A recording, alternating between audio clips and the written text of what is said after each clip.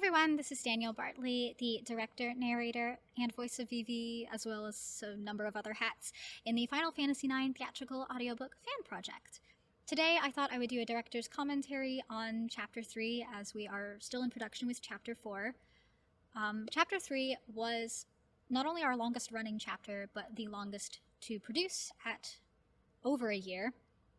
So without further ado. That animation looked a bit funny.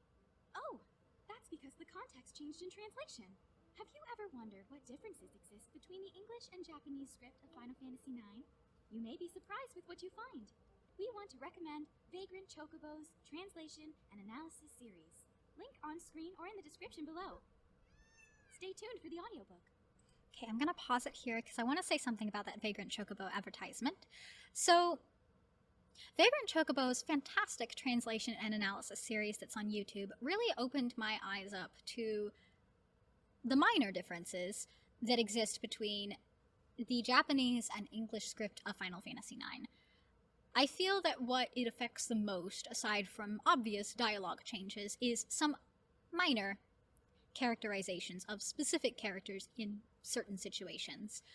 For the most part, I think the English translation is pretty faithful, but there are certain times that I actually prefer the original Japanese dialogue, and so given that we're doing a sort of fan retelling, we have this opportunity to kind of analyze both scripts and make a decision that can kind of reflect the original Japanese dialogue, I think, a little bit more closely to what it was.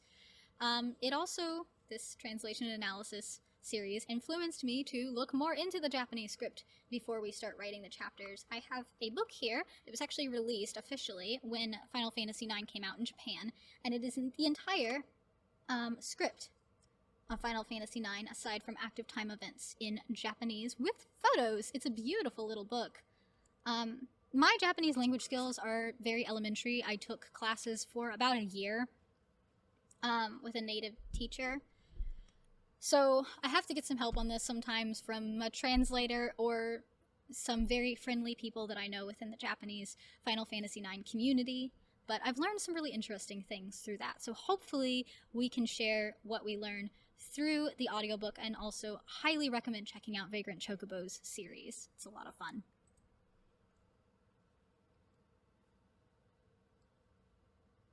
This chapter contains sudden loud noises and scary themes that may not be suitable for all audiences.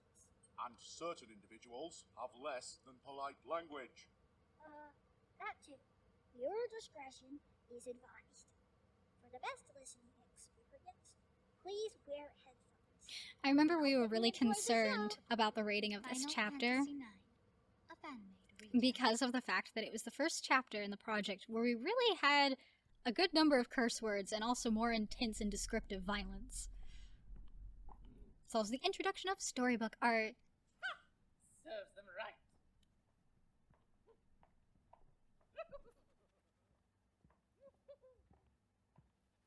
The queen is celebrating, of course, because she thinks she's shot down the Prima Vista with her bomb monster. What?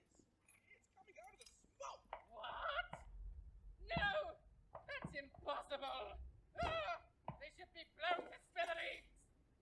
Oh, go! This woman goes through a lot of fans. Go! Go after them! That's the whole bloody place!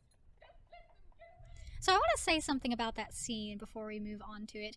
That scene was added later in the development of this chapter because I realized upon listening back to the work in progress of Chapter 3 that we didn't really have a transition from the bomb going off at the end of Chapter 2 in Alexandria as they were trying to escape, and them actually arriving right outside the evil forest. So that scene is kind of serving that purpose, but it's also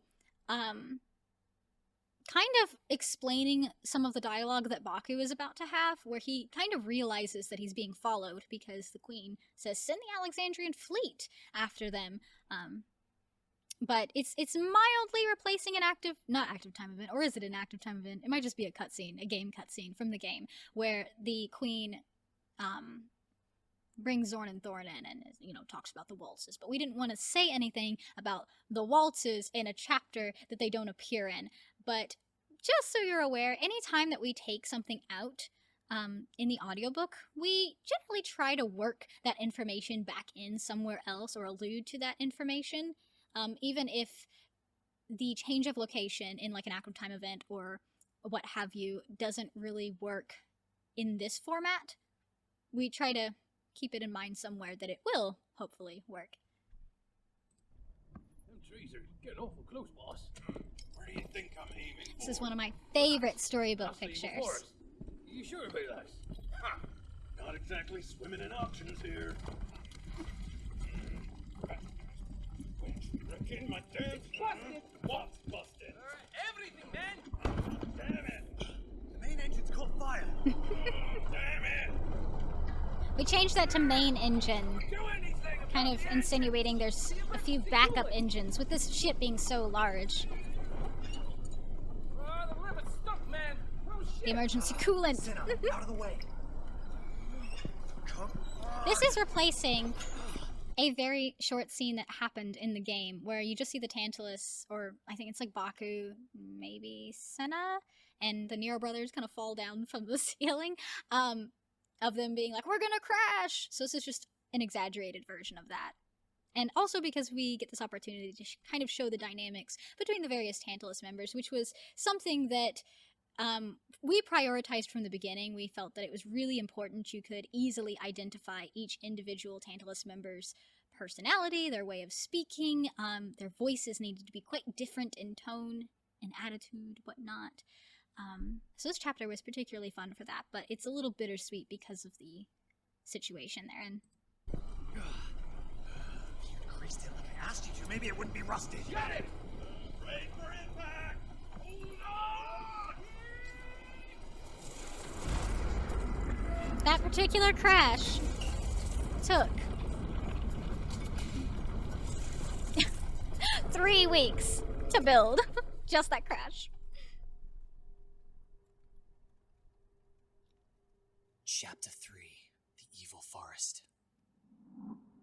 And there's the chapter by Blank and that awesome piano drop that gives me goosebumps like every time I listen to it. This artwork was done by Anastasia, who also did our new book logo. And we introduced not only storybook art in this chapter, but assets. So, moving photos. The storybook art is, the line work is done by me, by hand, and then shaded by Anastasia, same person who did the artwork here. And it's kind of supposed to look like it came out of a fairy tale book.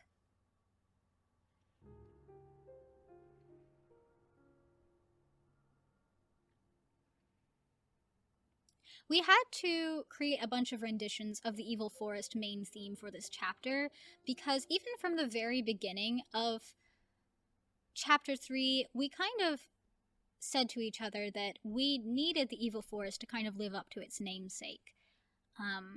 In Japanese, I believe it's called the Demon Forest, but in order to do that, we had to make everything about it feel more intense. We had to make the emotions feel higher so that there was more at stake, or the feeling of more being at stake, because honestly, a lot was at stake. The survival rate of the forest, according to the game, is pretty abysmal, and the princess's life is in danger the entire time, and Zidane has really big decisions to make, and there's just a lot going on. This is definitely the call to action or turning point in the game as far as I'm concerned, so...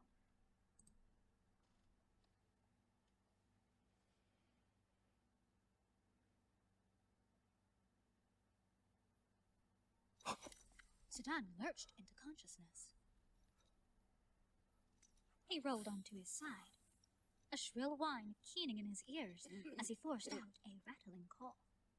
He grimaced at the metallic taste in his mouth, screwing his eyes up at the damp underbrush of twigs and pine needles beneath him. Where am I? He choked as he staggered to his feet.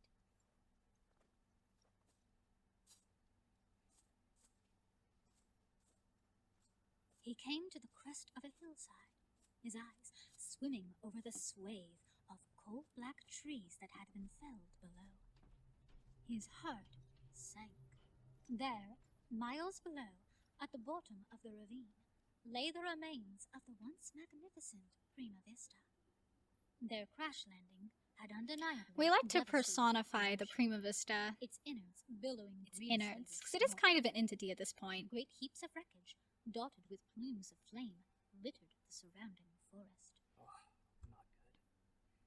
I hope everyone's alright. Zidane muttered, gathering himself as he loped into the underbrush. One of the other decisions that we made in this chapter is we chose to put Zidane a lot further away where he got thrown than from where the ship was, so that it would force him to have to traverse through some of the evil forest itself in order to get back to the Prima Vista. And that was really to cut down on travel time between, Zidane going back and forth between the Prima Vista and Evil Forest and the Prima Vista and Evil Forest.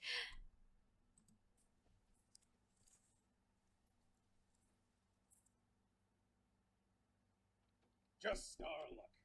We barely escaped, only to come here of all places.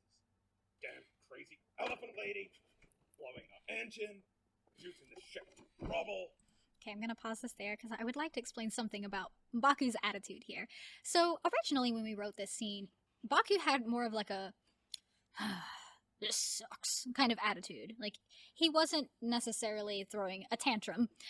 But as we started to work on the sound design and do the lines of dialogue for this scene, we kind of realized that Baku would be pretty furious. I mean, maybe realistically speaking. Because if you consider everything that's happened, the Queen has just destroyed his Prima Vista, and it's partially buried, potentially, into the side of a hill in the middle of the evil forest. The worst place to be. So, he's pretty mad. And then we've got sarcastic Cinna in the background, just kind of watching him throw his tantrum. Baku raved. He exuded a brooding air, glaring through the ship's cracked windows into the ominous forest beyond. He huffed, pulling his bottle-rimmed goggles Tinted over his aviator wiry goggles. eyebrows. It's gonna get interesting. Because it's night. Interesting. Remarked Cinna from behind him. I hear no one's made it out of here alive. Baku hummed pensively, stroking his beard. Blank rasped from the hallway, bursting onto the bridge in a cloud of soot.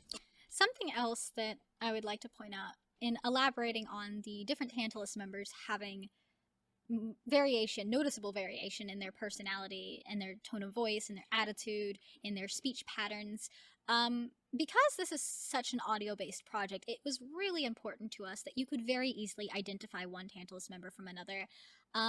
Baku's got this kind of jolly attitude, but he can also be a real hard A, and Marcus is the moderator, kind of older brother type, he's generally in a pretty good mood, pretty laid back. Ruby, well, we all know how Ruby is, she's, Ruby. and Cinna was interesting. When I played Final Fantasy IX for the first time years ago, I remember I really didn't know how to voice Cinna in my own playthrough. It was the voice actor for Cinna here that kind of developed his personality as you hear him in the audiobook. At some point, he just started making him more sarcastic. And because Cinna, even in the game, in the Ultimania, is kind of high maintenance, I think it fits. Cinna is very particular about how his coffee is. He's the one who makes all the puppets. He is, according to the Ultimania, something that we didn't know until after this chapter, the Prima Vista's official engineer, which we'll show this in future storybook art, but is kind of the reason why we think his eyes are glowing. We have this idea for like a little eyeglass steampunk thing that's attached to his weird helmet. And it maybe has like a magnifying glass in it, and then he can like flick a switch on and it kind of makes his eyes shine, because if you're taking this into a realistic context, which the audiobook kind of unintentionally does, people's eyes don't typically just glow unless they're a black mage.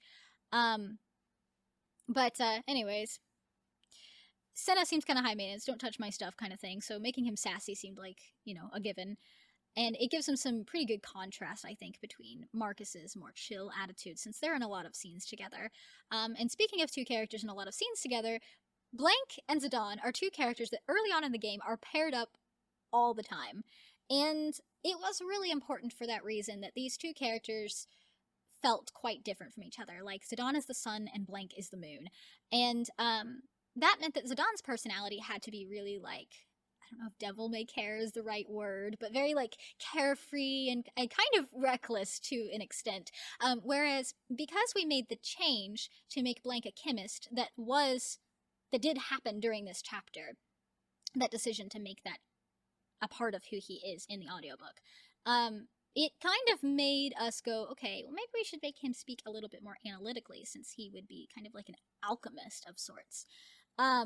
And something about his, like, I don't know if it was him crossing his arms, you know, in a lot of poses and leaning against the wall, or his, like, his darker color palette, or what, but he's always struck me as being a little bit moody, a little bit Shadow the Hedgehog.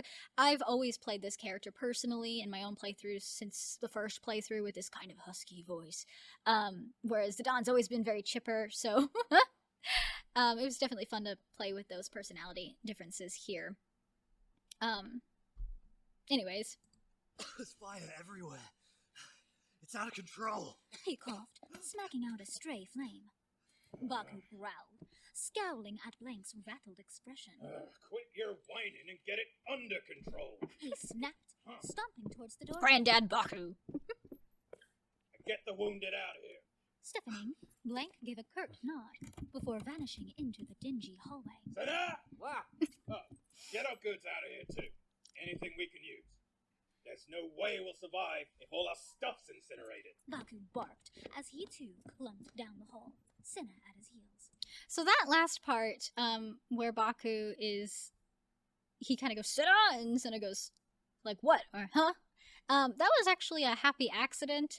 I don't really remember exactly how it happened. I'm pretty sure that the voice actor for Baku, Jamie, was doing Cinna's line, and then I was like, no, he's like right next to you. Like, he followed Baku to the door to where Blank is, or to the archway, I suppose, out of the ship's bridge, which, that's a whole other story. We've kind of changed the layout slightly of the Prima Vista, slightly just for livability purposes. We take everything way too far. But anyways, so I don't know if there was some miscommunication there or anything, but he'd like shouted, Cinna! and then we kind of joked that it would be funny if Cinna had followed him, and he was like, oh, there you are, you know?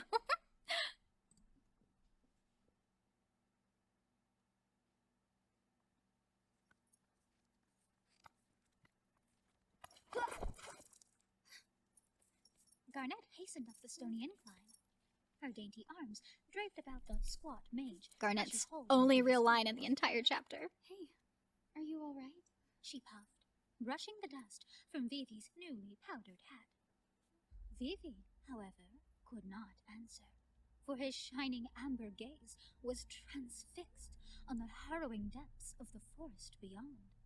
Dense fog snaked through the understory like a ghostly serpent, weaving between ivy-strangled trees whose knotted fingers stretched ever nearer. We were in the writing pit for this one. He staggered as a bone-chilling We wail worked on this reverberated particular in part the for a night, while. and something But it was fun, you know, scuttled getting through to the describe the monstrous evil forest from canopy overhead. scared little boy Vivi's perspective. Vivi shrank into his coat, gaping at the shadow which veiled the greenery behind Garnet. What is that? The princess froze, her lips tight, her kneeling frame going still as stone. Anchored to the vinery above, a great, gurgling mass roused itself with arachnid propensity, its breath twirling visible tendrils in the bitter air. It distorted horribly, lashing a gaping maw lined with rotten teeth and strings of drool. In that instant, it plunged to the forest floor. Watch out! Great scream from Ash there, our Garnet voice actress. And this part I really love. Huh? What was that? Zidane hearing Garnet scream through the forest because he's still on his way to the Prima Vista. Awkwardly in the tangle of foliage, he scanned the other grove. Now he kind of knows which The direction to run in. remnant of a haunting shriek waned through the trees. Zidane swallowed, So his throat tight. I'm going to turn the volume down a little bit. This particular scene is kind of long, so I'm probably not going to listen to the entire thing, because if I do that, this video will be very long, with my commentary on top of it. This was our first monster combat scene that we had ever written, and it was challenging for sure. One of my favorite parts is kind of coming up though. But we had intended on putting music on this fight originally, and then some things just kind of happened and it ended up not getting music on it, but So here's little scared Vivi. Revealing his huge lamp-like eyes, locked with terror on the clearing ahead. Vivi gave little more than a strangled sob. She's in trouble. Zidane blinked, Okay. following Vivi's gaze. Also, thinking about how the princess would actually look, having her life force being sucked out of her by these monsters was really kind of horrifying, and it was part of the reason that this chapter got the rating that it did.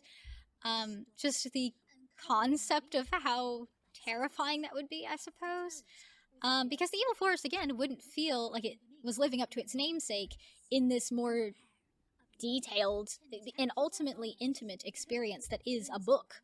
That is this kind of theatrical audiobook performance. It kind of makes you realize suddenly how dangerous certain situations were in the game. Alright, we're coming to it. Release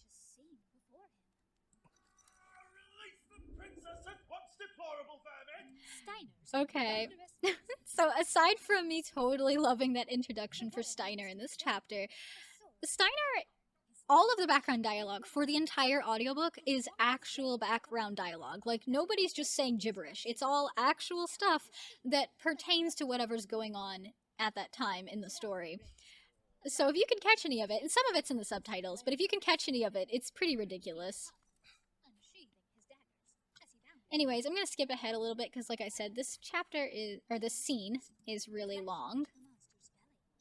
But it does take Zidane a while to kind of figure out that this monster is sucking Garnet's life source away.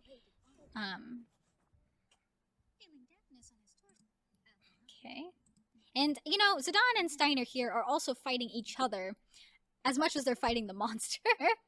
So, because they haven't really figured out how to work together, and they don't really like each other, and... Okay. This is Vivi being captured. There began to glow a red, hot light.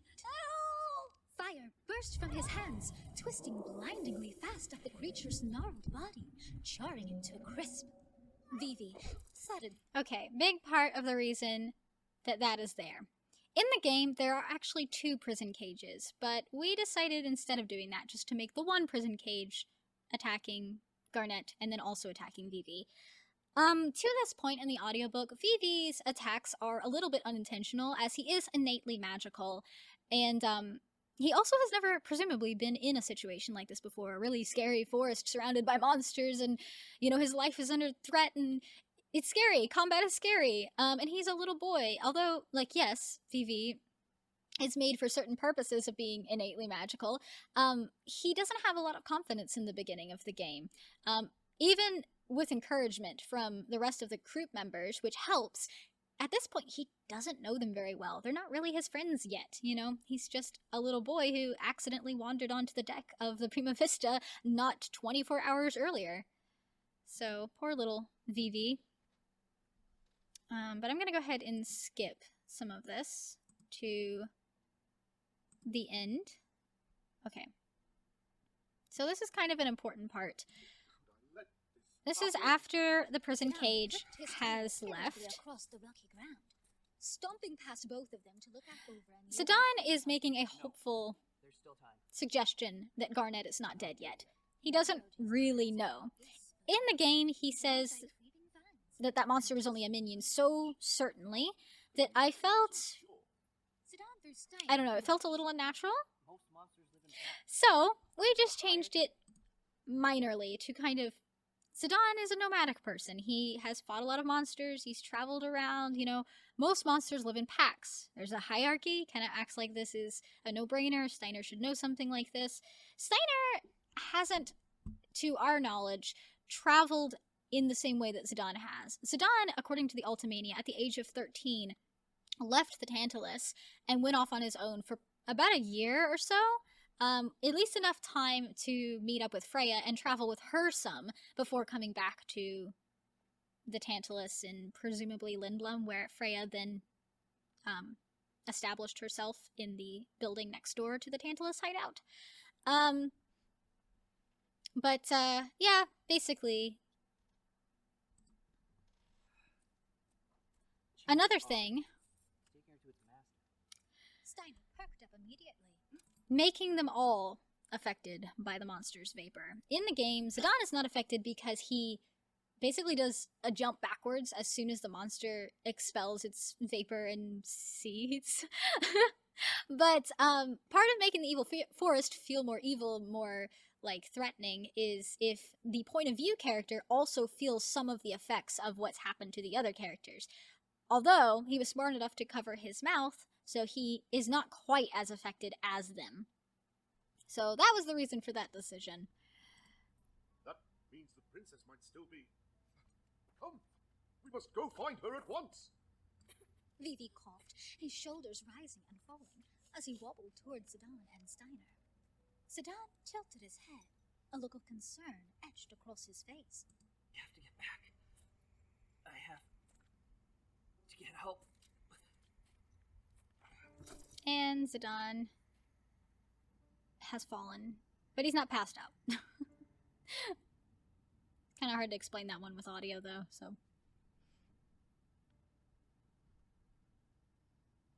Alright, now this is Vivi back on the Prima Vista. Vivi blinked, disoriented. He realized, as he came to, that he was lying on a bed in a dark and unfamiliar room. This is the first time that Vivi's actually been inside the Prima Vista and is properly meeting at least one of the other Tantalus members. You guys are lucky. Said a voice to his left. Have you all ever seen what Blank looks like without his headband on? There was actually an official, FMV cutscene version of Blank made without his headband on, which kind of insinuates that the version you see in the FMV has the eyes under there. They're pretty scary. They're scary eyes. So that is kind of what inspired the piercing gaze thing that Blank has, because his eyes are terrifying. If it wasn't for Zidane, you'd both be dead. Vivi gave a start. He saw that a young man with dense crimson hair and a badly scarred face sat on a bed across from him.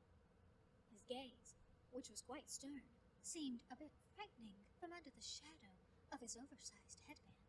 Some of the monsters in this forest reproduce by planting seeds in other animals. Yeah. This particular instant was also another one of the reasons that we kind of pushed for Blank to be a chemist, because he's the one who provides the medicine, the antidote to the monster's seeds, to the other party members. He even gives it to the Nero brothers, I believe, to give to Steiner, because later he says that kid in the night to Zidane. So I'm just gonna skip through this scene a little bit, but this part where Blank basically messes with Vivi a little bit before revealing to him that, like, yeah, you're gonna be fine. Studying the Blank's small kind of niche dark sense of through narrow humor. eyes, Vivi shrunk further under the duvet. Then, the man smirked, his face coloring with amusement. No, you're gonna be fine. He shoved his hand into the leather satchel at his side. Procuring a petite vial, he popped the cork before handing it to Vivi. Here, drink this. It'll remove all the seeds from your body. Vivi peered down at the glass now in his hand. The murky, violet substance within sloshed repulsively with a smell reminiscent of putrid fish. I'm not exactly sure where we get He the fish hesitated thing for a from. moment, Might have just made that staving up. off nausea before bringing the vial to his mouth.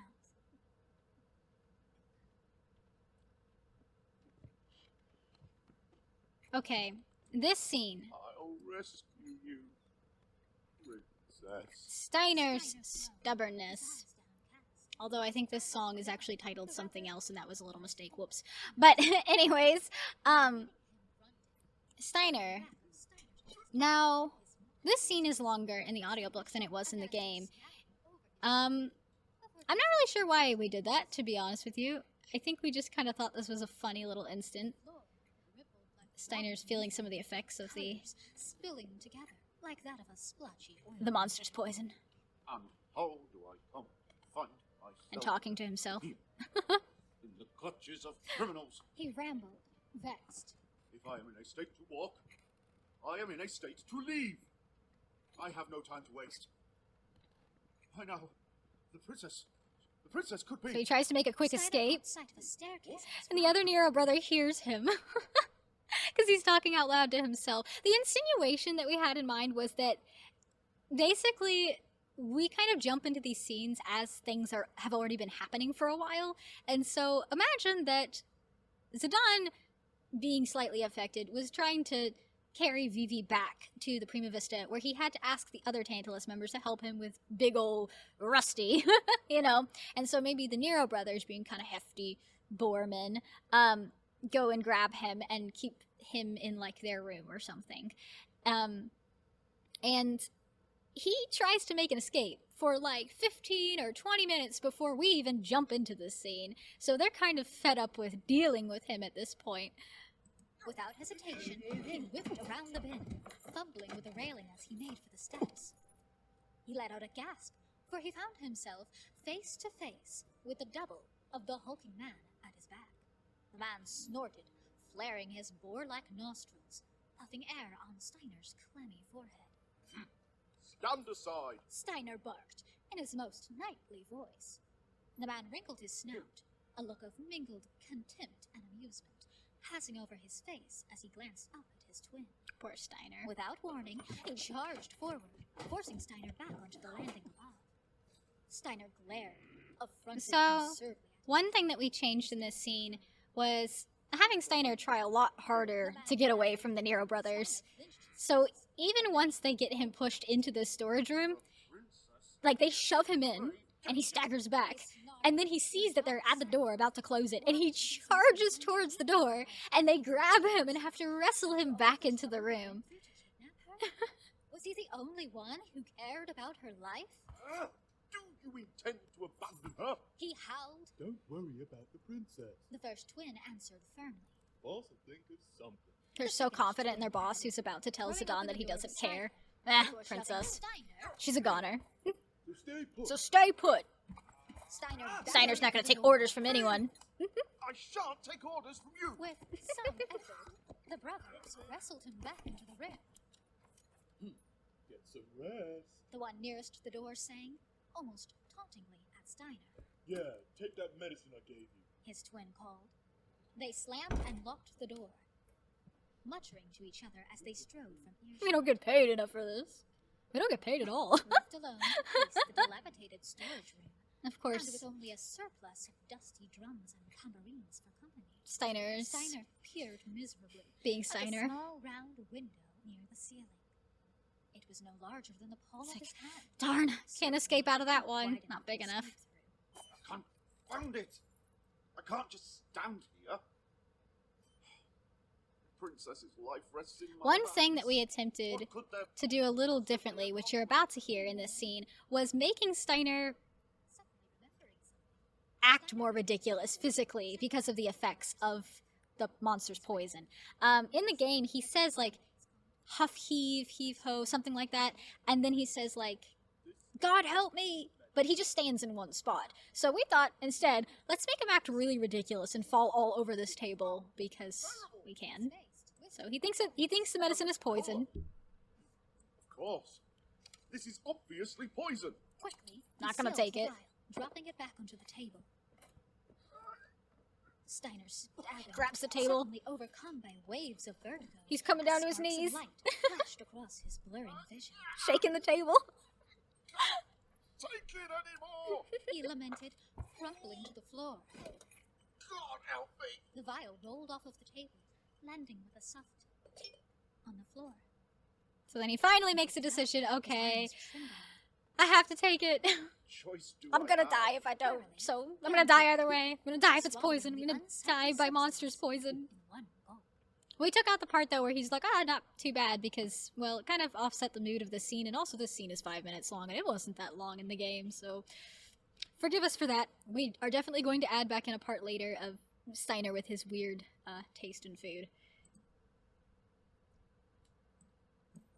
From the ship's bridge, This is Baku glowered probably my at favorite the scene from this whole chapter. Forget it. Monsters born out of the mist are crawling everywhere, boy. I just want to say, in the game, Baka's pretty much just standing in one place, kind of ignoring Zidane while Zidane is trying to make his argument to him. We kind of wanted to make Baku a little bit proactive.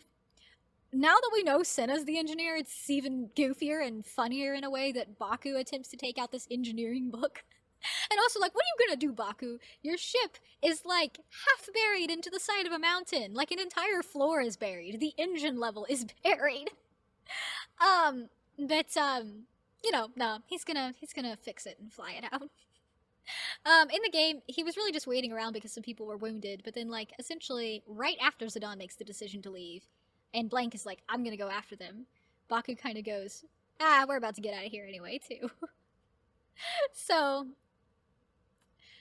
Baku and his harebrained ideas. But part of the reason that I really like this scene is, aside from the fact that I think Jamie and Bill, the voice actor for Zidane, did a really good job with their deliveries, this conversation, at least to me, feels very familiar. It feels very much like a teenager arguing with their parent. And we had to build up Zidane's anger through this scene, because in the game, the last line of dialogue that he says in this scene is the line about Baku being a coward. And that, paired with the little kick animation that he does, which we have him kicking a staircase in this one, so it's even louder, it just seemed like, you know, he needed to be wound up to the point of being angry enough to shout something like that at Baku. So, here we go. Zidane halted, rounding sharply on Baku. So what? There's nothing out there we can't handle. Baku wrinkled his snout, giving him a disdainful look. Yeah? What are we gonna do about the wound? Oh, we can take them with us. Baku scoffed, stomping over to a cabinet. He threw the small doors open, revealing shelves that overflowed with old books, maps, and loose parchment. Tell me, how are we gonna carry all of them? The wounded are a burden in battle and in travel. He yanked from the shelf a thick, leather-bound book with gold lettering stamped Engine maintenance. Our best bet at survival is laying low until we can get the ship back up and running. He closed the cabinet door and slammed the book down on the table. Going out as is would be suicide. Taking Zidane's it in a little expression more. soured as he watched Baku pull a chair. Our own come before outsiders. You know this. Baku lectured. You know, he's gonna rubbing read his a book. finger as he He's not even thumbed paying through the attention to pages. Zidane anymore. Too bad, though. She was quite a beaut, that one. But it's just too reckless. Too stupid. I can't be concerned with saving her now. Zidane balled his fists, kicking the staircase beside him in exasperation. Jaw clenched and nostrils flaring, he gave a huff, trumping for the door. Ooh. You better not set 1 foot outside this ship, Travel. You got that? Baku roared after him. Zidane whipped around, his face flushed with anger. I can't believe you're abandoning her. You're nothing but a big coward. He spat. With that, Zidane stormed down the hallway, slamming the door behind him as he went. So that's kind of what I meant about we changed the layout of the Prima Vista a little bit. We added a sitting or drawing room in the Prima Vista for entertaining guests because as far as I could see in the game, there really wasn't one, and we decided to not have them entertaining guests in the cargo room. So, basically, if you'll imagine the ship's bridge over here in that cylindrical area in the middle of the ship, and the loft above it, which would be, like, I would assume Baku's bedroom area, his suite, you know. If that is his bedroom, then he should be able to have a little privacy, especially because the desk insinuates that his, like, study is kind of in the same ship's bridge with the helm and everything, and we've got, like, the inclusion of more closets and storage space. So there's like a little archway, and then a hallway, and then there's a door, and then when you open that door, there's another hallway. You turn an archway, and there's a drawing room, and that would have like seating and like bookshelves, and you know, it might be there might be a lute in there, maybe an accordion, you know, maybe there's some nice bottles of alcohol in there, you know, maybe they play cards in there. Some kind of communal room that is nice enough that they can show off to people. But yeah, that's what's over there in the audiobook version of things, which is why we keep referring to this door. The spiral staircase goes, like, it has a platform in the bottom, and then goes up to the loft above where Baku's room is. But it, instead of going all the way down to the second floor there like it does in the game, which is the main floor underneath the deck, it stops, and then you just walk into the room with the ship's bridge, and then the spiral staircase continues around that ship support in the drawing room. In the drawing room, you would come around this railing and go back down the spiral stairs to where you would go down underneath the deck to the main level. So, again, obviously, given this way too much thought, but I will say that line of dialogue from Bill at the very end of Scene 7, which we just listened to, is, like, probably my favorite line of dialogue that he's done from this whole chapter, so great job, Bill. But also, we had to add in a little line. This was kind of like, I don't remember at what point we made this decision. I think the entire scene was almost finished being built. And I felt that because Zidane gets so angry at the end, and, you know, Baku, we have him throwing in words like stupid, you know, kind of calling Zidane stupid, indirectly, that Zidane should really be wanting to punch him right then. But he doesn't. Instead, he just mutters a curse under his breath, which you can hear. And Baku hears it too, because he does that kind of slamming his fist down on the table like, you're gonna get it, boy. You're lucky I just sat down in this chair and don't feel like getting up. So what he does instead is his tone changes from being this kind of like, I said what I said, to this kind of like, step 1 foot outside this ship, Trouble. You know, like he would have whooped him had he been standing, but he wasn't, so. And then Zidane, of course, whips around and he says that line about Baku being a coward before storming out of the room.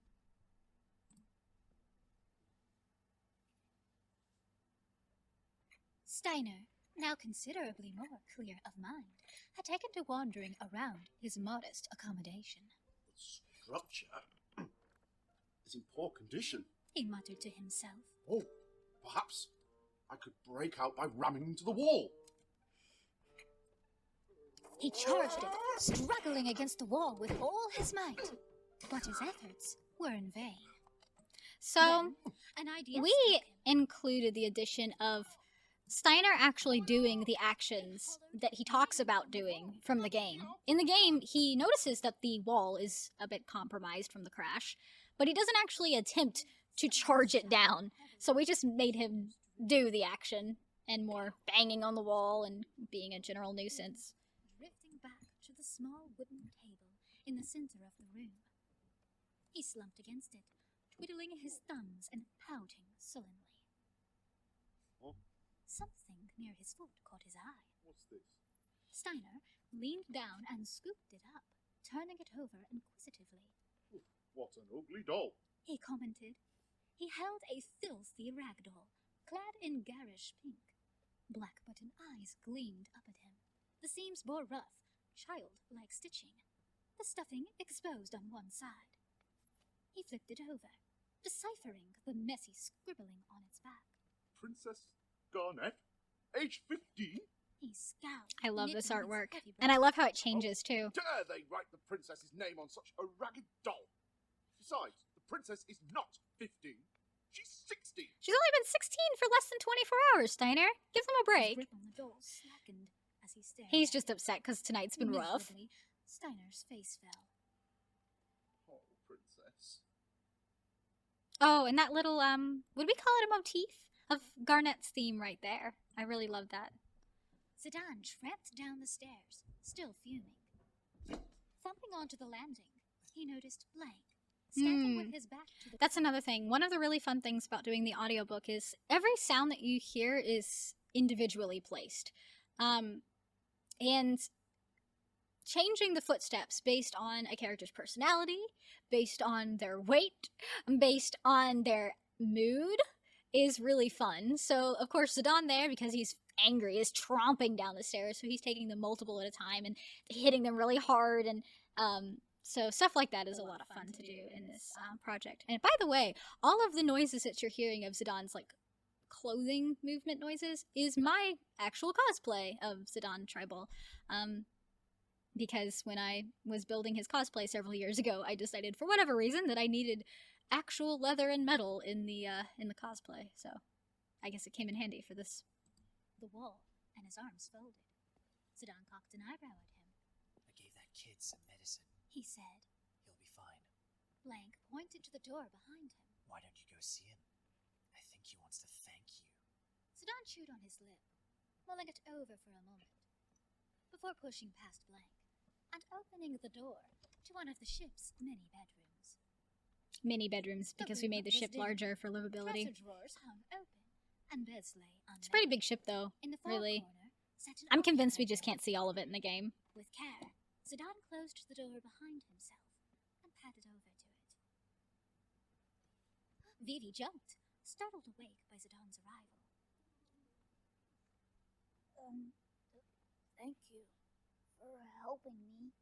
Ooh, Scooting to the I edge of remember the voice bed. acting this one. Giving a wan It has smile, taken Zidane me hooked his thumb several into his years to nose. get Vivi to the point where I'm That's comfortable when it doing passed over his him. face. By the end of this chapter, I feel that I had definitely gotten to where I wanted to be, Vivi. but it was definitely a struggle in the beginning.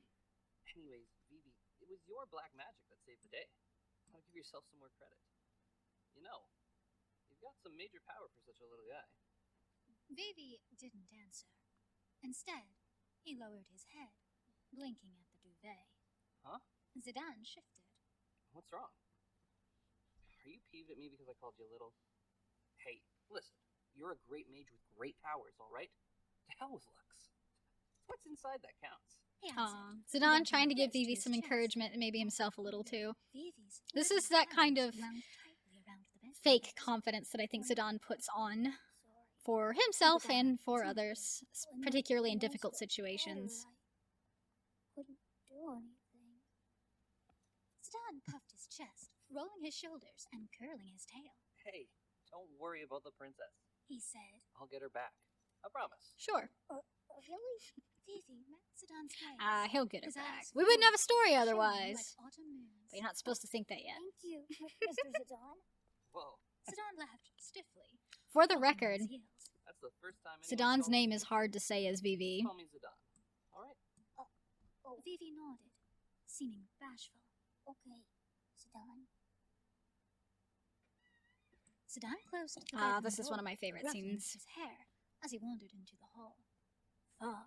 and This powder- scene, before I play it, definitely took a lot of influence from the Japanese version, but it also took influence from the forget it or forget her option, which nobody picks. But if you pick that one, which I highly encourage that you do, you will get another cutscene that goes into a little bit more detail with Zidane's feelings about Garnet. I mean, because obviously he's going to choose to go save her either way. You just get extra content if you pick the forget her option.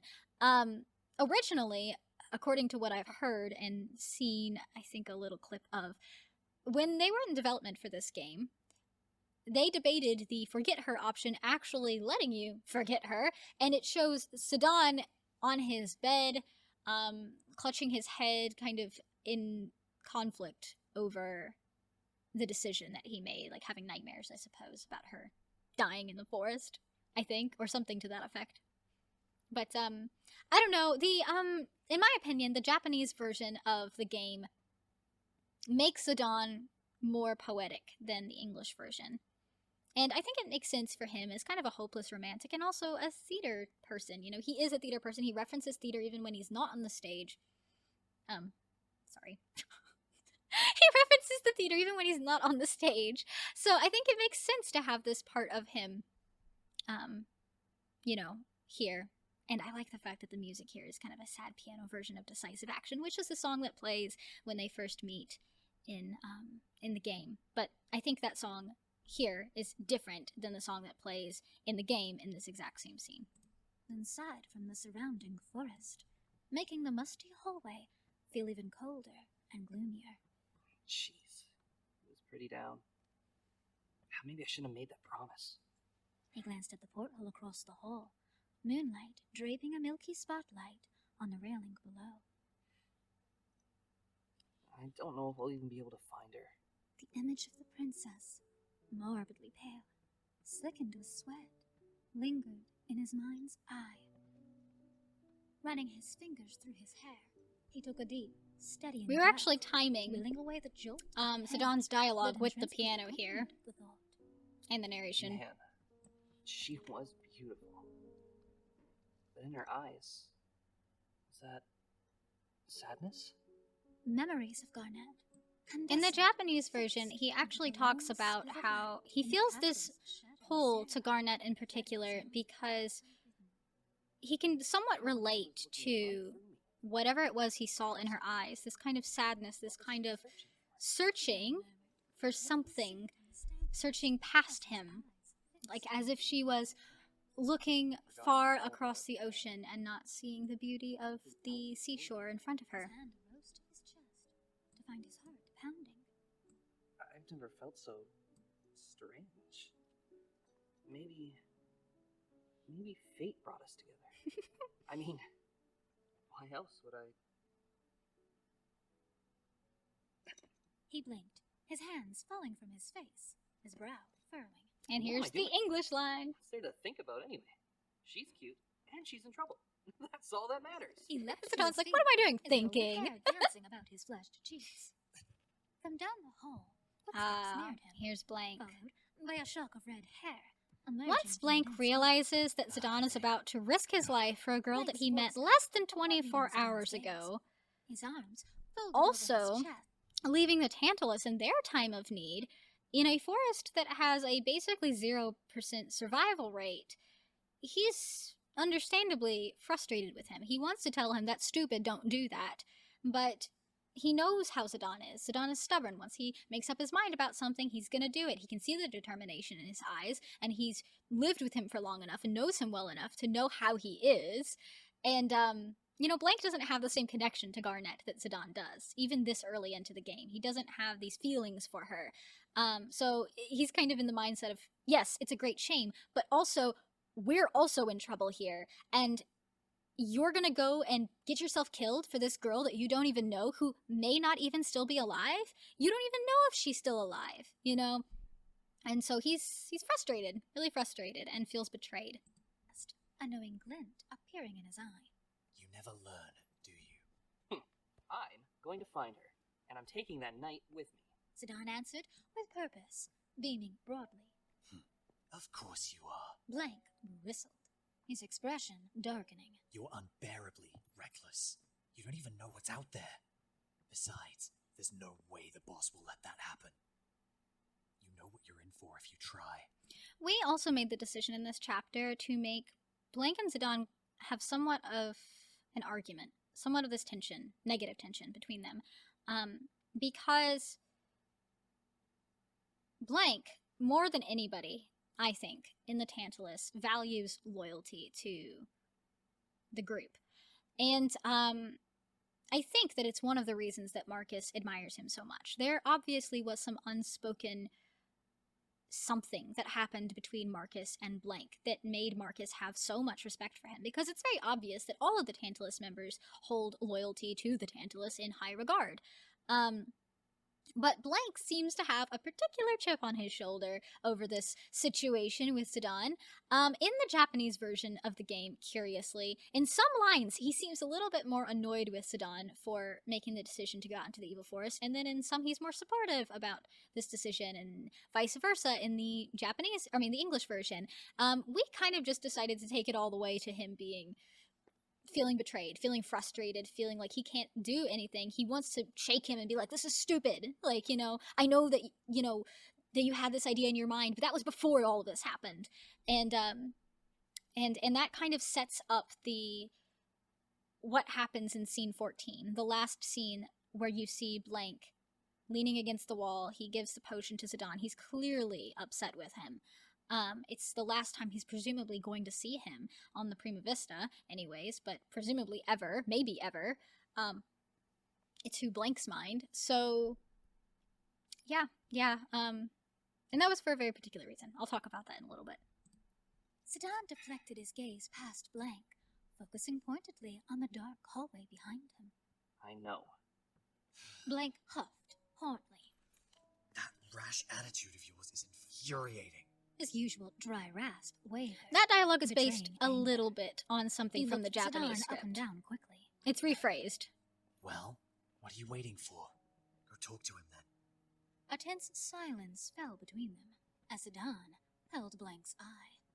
A final display of defiance before he took his leave. So here's the beginning of their disagreement. Zidane's going upstairs to tell Baku, who, instead of putting down in the meeting room, we left upstairs in the ship's bridge because he was doing something the last time we checked up on him. So he's still doing that thing, which is trying to figure out how he can fix the Prima Vista and get them out of the evil forest. Or maybe looking at maps of the evil forest and trying to find a way out of the evil forest. If such a map even exists. But here's Zidane come to tell him that he's made up his mind. Zidane hesitated, outside the door to the ship's bridge, his palm resting tentatively on the handle. Lantern light flickered dimly through the crack, spilling ominously onto the floor. Zidane steeled himself. He had made his decision. There was no turning back. He pushed open the door and stepped inside. Baku glanced up from his seat. A hefty book and a heap of parchment strewn across the table in front of him. He scrutinized Zidane, his nettled appearance accentuated by the many lines on his face. I bet you're about to tell me you're leaving, hey? Yeah. I promised Garnet I'd kidnap her. Zidane answered, maintaining firm eye contact with his boss. A cocky grin broke out over Baku's round face as his stomach shook with laughter. I didn't ask you why, boy. His smile wrinkled his eyes. Can't blame you, though. She's damn beautiful. Baku slapped the table. Guess that's reason enough. His knuckles cracked with a timbre of snapping branches. Well now, I hope you're ready. So I'm gonna bust you up for breaking the rules. Zidane's mouth tightened. And so He there watched was the as Baku humor, groaned, there was the humor, and there was the threat. heaving himself from his chair. Put this boy in place. In his place. Baku slapped him on the shoulder as he passed, the door whining as it opened behind him. Cargo room. Now.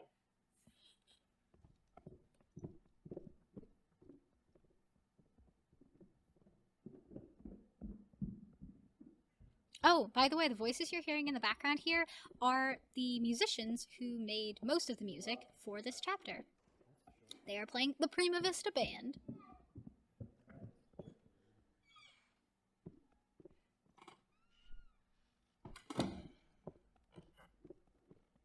We decided not to cut this part because of the fact that this is the last instance that you actually get to hear the inside of the Prima Vista in the entire story. Also, this line of dialogue between Cinna and Marcus, this is a reference to that part in the beginning in the game of the Evil Forest where Cinna's looking through the rubble, looking for his doll, and he can't find it anywhere. And the reason they're looking here in the cargo room is because in scene 2, in the beginning, when they landed, Baku said that they needed to go retrieve their stuff so that it wasn't all incinerated, because a lot of their cargo was in the fires, and a lot of it was thrown out of the ship, and they were kind of going through it all. I remember in the game they were setting a lot of it outside of the ship. I'm not really sure why they were doing that. Maybe because there was a lot of fire down below, but I would think they would get the fire under control and then bring the cargo back to the cargo room. But that's what we did with them here anyways. So, of course, Marcus and Cinna are both bringing the cargo back into the cargo room, and they're organizing it all and salvaging what they can that's not destroyed, and they have this conversation about the doll.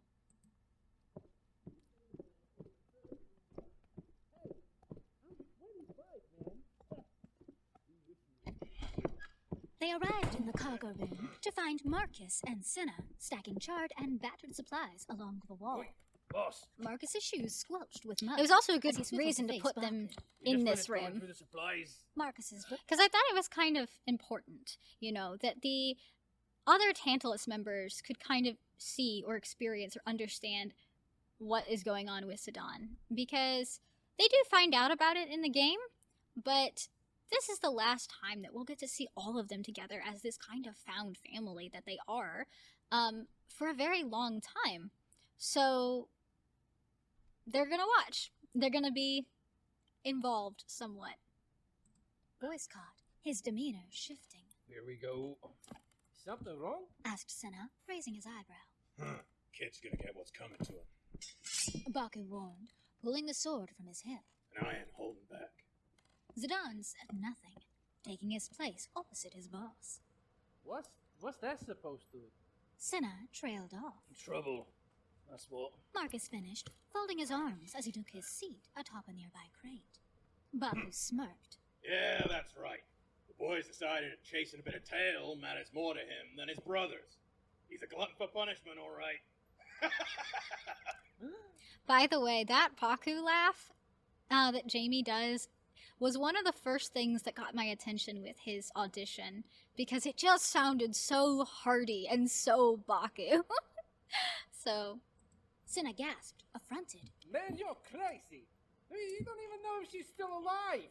Why do you think they call it the evil forest? Senna pointing out the obvious. So this is something I don't think they really brought up in the game, but like the kind of idea that Garnet may not even still be alive. You know, it's just a hunch that Zidane has that she's, you know, that Minu's taken it to his master, and like, what if the master already has her and has eaten her? Like, you don't know what the master is or what the master is doing with Garnet. Like, she's been in the forest by now for all of this stuff to happen for quite a while. So, and they don't even know where she is, you know? So, like, locating her is another thing. But he's like, why do you think they call it the evil forest? It's evil out there, nobody lives, there's monsters everywhere. Zidane narrowed his eyes, drawing his daggers. But Oh, Blanky boy's probably already given him an earful, sinner. Marcus sneered. But doesn't Ruby always say Zidane's as stubborn as a mule?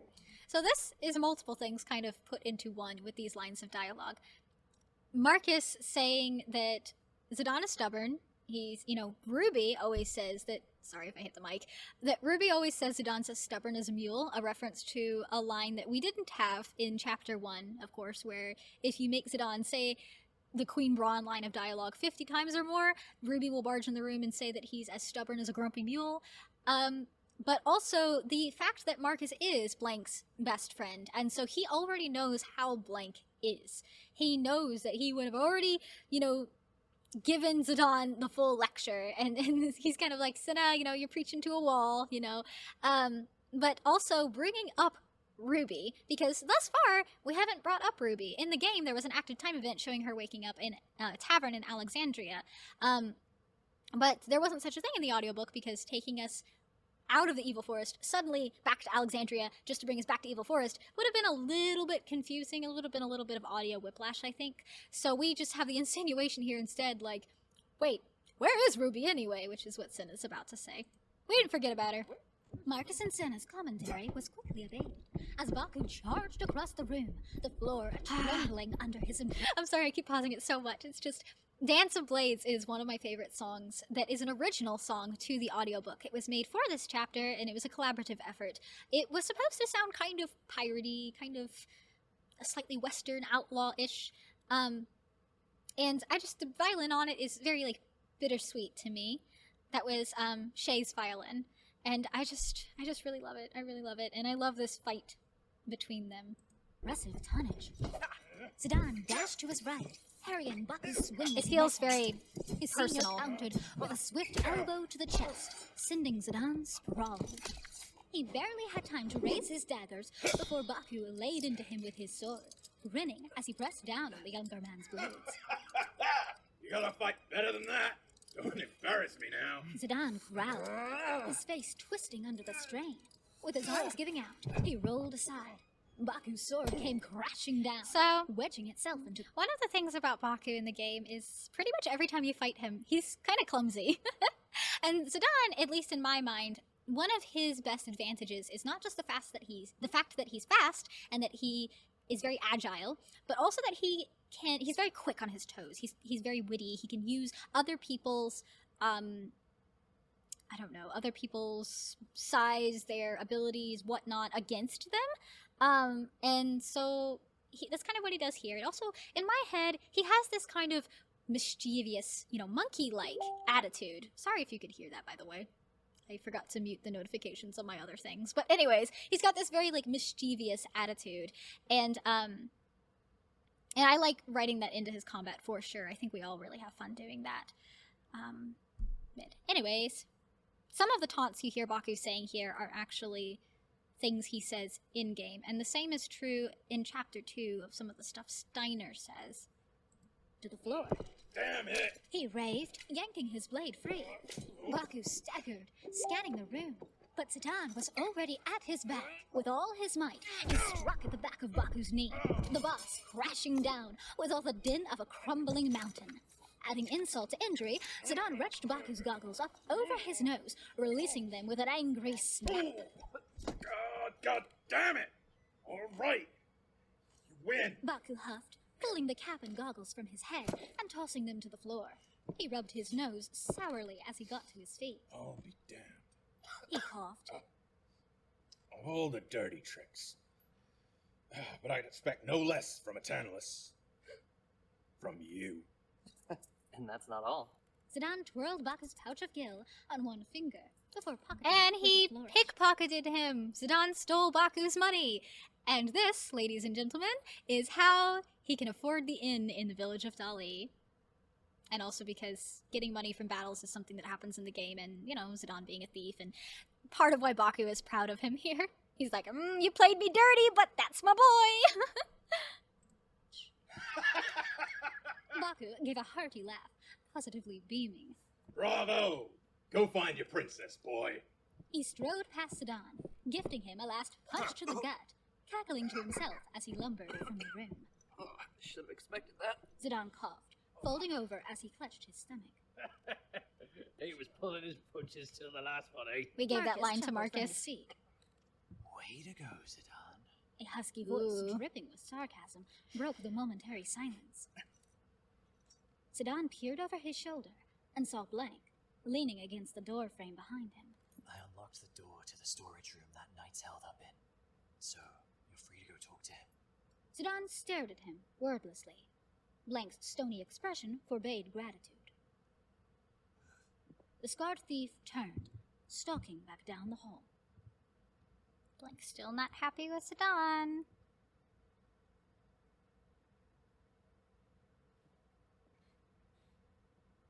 When Zidane entered the storage room, he spied Steiner, hunched by a table, looking woebegone, a small, tattered doll cradled in his knit-like Somehow he hands. ended up on the floor. Startled by his intruder, Steiner tossed it aside, stumbling to his feet. Zidane wrinkled his nose in aversion. Come on. You're too old to be playing with a He's like, doll. ew, gross. Silence! A scoundrel like you could never understand. Steiner began, Steiner's his embarrassed. cheeks tightening as his face flushed a splotchy red. I'm just overwhelmed with concern for the princess. In a fit, he batted his fists at the air. If only you rogues hadn't kidnapped her. This is all your fault. He paced erratically, pivoting to shove an accusatory finger in Zidane's face. If anything should happen to the princess, I will have your head. Zidane rolled his eyes. Steiner's very his hands on squeaky. his hips. Take it easy.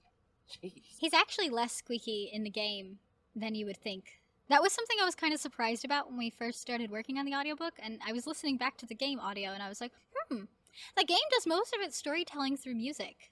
There's a lot less noise than I thought there was in Steiner.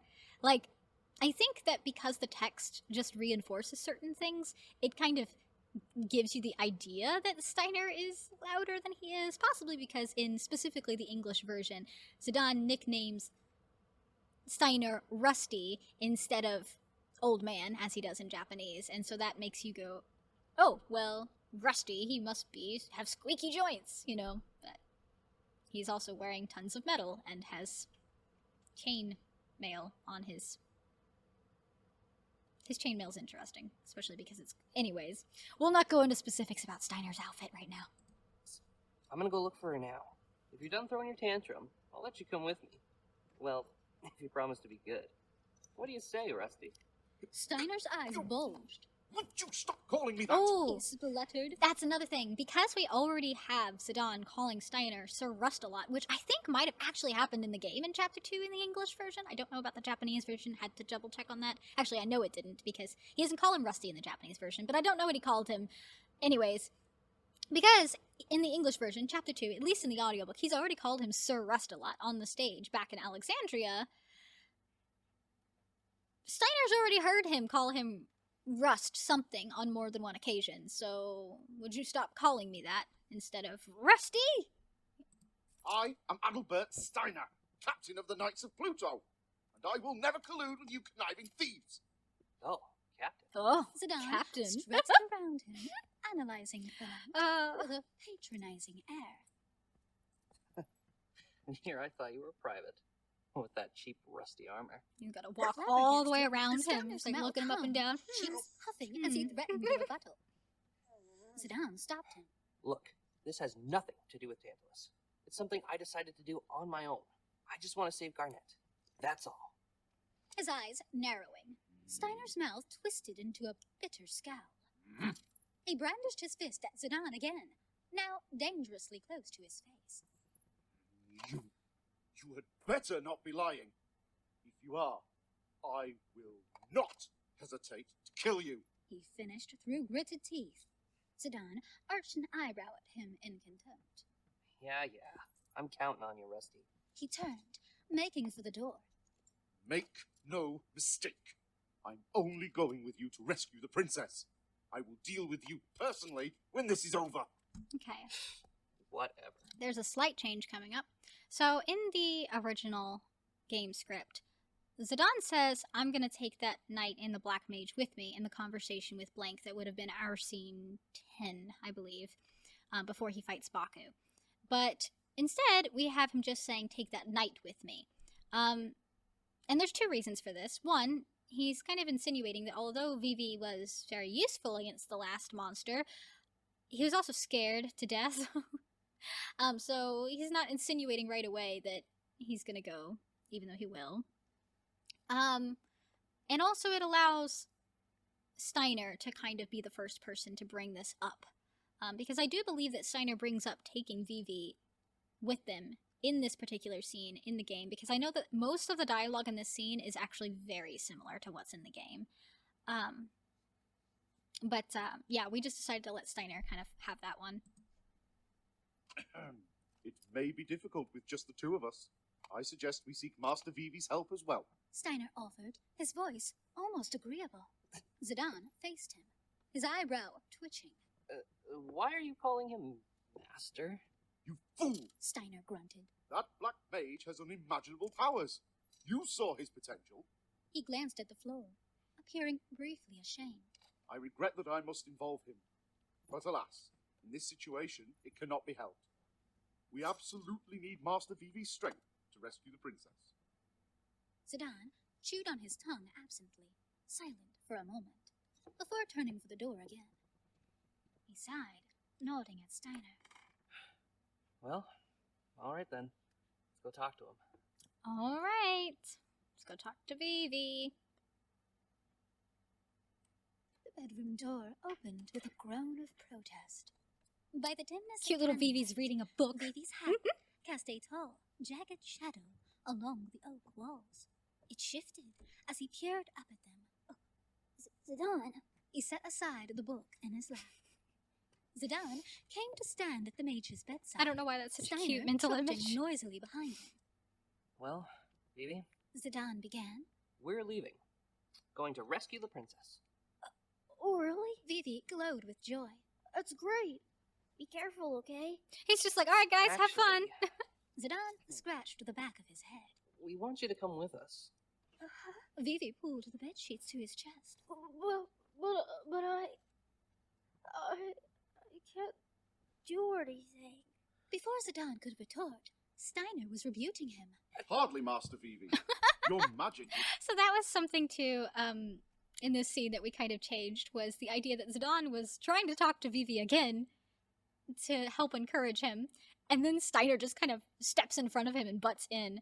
But something that we changed in the scene, which you're about to hear, is basically allowing Vivi a little bit more, I don't know if personal agency is the right word, but the ability to make the decision on his own. Of course, they're very obviously peer pressuring him, but it's the fact that in the game, they're kind of like, all right, we're going to rescue the princess, and he's like, but I'm scared. And then he's just like, all right, we're heading out. Like, I mean, that's a shortened version, but kind of like that. It's not really like Vivi kind of making the decision as much as it is just them kind of making it for him, and then him being kind of like, all right, I'll try my best. But instead, here, we have them almost leaving without Vivi, but of course. was highly effective against that monster. If I'm honest, I hold your power in higher esteem than I do this scoundrel. Zidane huffed, glancing at the ceiling. But I'm scared. Vivi started, suddenly becoming very interested in a dirt stain on his pant leg. I couldn't even move last time. Please, Master Vivi, Steiner continued, the urgency ripening in his tone. for the sake of Princess Garnet and all of Alexandria, I humbly request your assistance. Come on, Vivi. Zidane groaned, cutting Steiner off before he could start up again. You're a black mage, for crying out loud. If anyone's a shot at this, it's you. Vivi said nothing. Silence pervaded the room as Zidane stared, with meaningful persistence, at the brim of Vivi's hat. Finally, Zidane turned, motioning for Steiner as he made for the door. The knight did not move. Hey, Rust Bucket. We can't force him. If he wants to help the princess, that's his choice. After a moment, Steiner's armor squeaked, his bulky figure shifting in the inky darkness. Wait. I'll come. Vivi's tiny voice sounded. A smile materialized on Zidane's face as he strode back to where the younger boy sat, offering him his hand. All right, then. Show us what you got. Alrighty. Now this next scene is, of course, the last interaction that Blank and Zidane have on the Prima Vista together. And this, again, is another one of the reasons why we chose to make Blank a chemist. The real reason, the biggest reason that we chose to make Blank a chemist, was because we decided from the prison cage fight onward in the Evil Forest that the monsters were the most susceptible to magic-based attacks, which is fairly true in the game anyways. Like, if you use fire on the monsters, you'll defeat them a lot faster than if you just use basic attacks. So what ends up happening, which you'll see, because obviously we didn't put trance in the prison cage section of the game as it was in the game, but rather moved it to the boss fight, as kind of... Trance itself is a very interesting thing, because the game introduces it with this grandeur, this kind of like, it's a legendary magic, I thought that it didn't exist. You know, Steiner is completely baffled when he sees Zidane go into trance. So it's insinuating that it's not something that happens very often, that he's never even seen it in his lifetime, that he didn't even think it was real. And so I thought, well, if it's something like that, and it can only happen to certain people, it should be something that they really have to be pushed to the tipping point to make it happen. Like, it has to be this extremely strong rush of emotions combined with this kind of life-threatening situation, combined with another element that, well, you all have played the game, so, but if you're just listening to the audiobook, a bit of a spoiler here, the intense desire to protect another with one's own life. Because, obviously, it has to be all of these things together. Otherwise, a person would just go into trance anytime they're throwing a tantrum. And that doesn't happen. Otherwise, someone would just go into trance every single time that their life is threatened. And that's like practically every bit of combat. And that doesn't happen either. So it has to be a very specific series of events in order to trigger it. Now, there's the question, too, of how do you deal with trance in something like this where it's not being used as a gameplay mechanic? Well, think of it as like a giant rush of adrenaline, a giant burst of magic adrenaline, and suddenly you are at the height of your abilities. You can do things that make you the absolute best fighter that you individually need to be, the best version of yourself as a fighter. There's more I could say about trance, but I don't want to spoil too much of what we've got planned. I will say that injuries are put into stasis when a person goes into trance instead of healed in the audiobook, which you all probably noticed by the chapter, what happens in it. But the reason for that is because I didn't want to take away the massive importance of having a white mage in your party. And also because there was a certain thing that is going to happen at the end of this chapter that we kind of felt needed to happen in order to explain a few things that do happen in the game. And I'll explain more on that once I get to it. But of course, Blank being a chemist, he has to be a chemist because then he can have magic-based attacks. So his entrance is not anticlimactic. He can be really helpful to this party that has now realized that these monsters, the minion and the master alike, are most affected by magic-based attacks. At this point in the fight, when Blank shows up, they've already realized this. We have a solution for Steiner, we have a solution for Vivi and Zidane, but we don't have a solution for Blank. But if we just take the fact that he makes the medicine in the game and kind of expand that to Blank is a chemist, Blank is an alchemist, he can make these magic-based attacks without actually being a mage himself. An oppressive haze washed the halls in grey. Steiner's So voice Steiner came and Vivi distantly, talking somewhere murmuring to way in the Vivi, distance. some ways behind Zidane, as they neared the ship's exit. Is she really that important to you? A familiar So voice, grumpy. low and irritable, I love this song. came from the shadows on the bottom landing. Zidane's stomach tightened. He found Blank, with his arms crossed, glaring at him from across the room. I can't sit still knowing a girl's in trouble. Zidane said, plainly. It goes against my nature. So, when we were doing this scene, I remember initially the voice actor for Zidane, Bill, had delivered it kind of the way that I think most people read this scene when they play it in the game, which is where Zidane's very, I can't sit still knowing a girl's in trouble. It's very like, yeah. But given the fact that Zidane lives on this ship in the Tantalus hideout with this group of people for presumably years, one would think he would understand if another one of his Tantalus brothers is mad at him, you know, without him even having to say anything, because Blank's not hiding it in this version of events. He's making it pretty obvious that he is upset with Zidane, and so we've got a bit of emotional awareness going on here with Zidane, where he knows that Blank is upset with him, but Zidane also knows that, as the Japanese version of the script has him saying, back in scene 10, where Zidane makes the decision to go and rescue Garnet, he cannot just leave her to die. If he has the opportunity to save her, he cannot just let her die. Blank doesn't quite understand that yet, or the deep connection that Zidane feels with Garnet that even he himself doesn't understand at this point. Blank studied him with an air of growing hostility. Whatever. You're full of shit. We changed the His curse temper word. sparked, and Zidane gave a bitter laugh. Oh, I get it. You're jealous.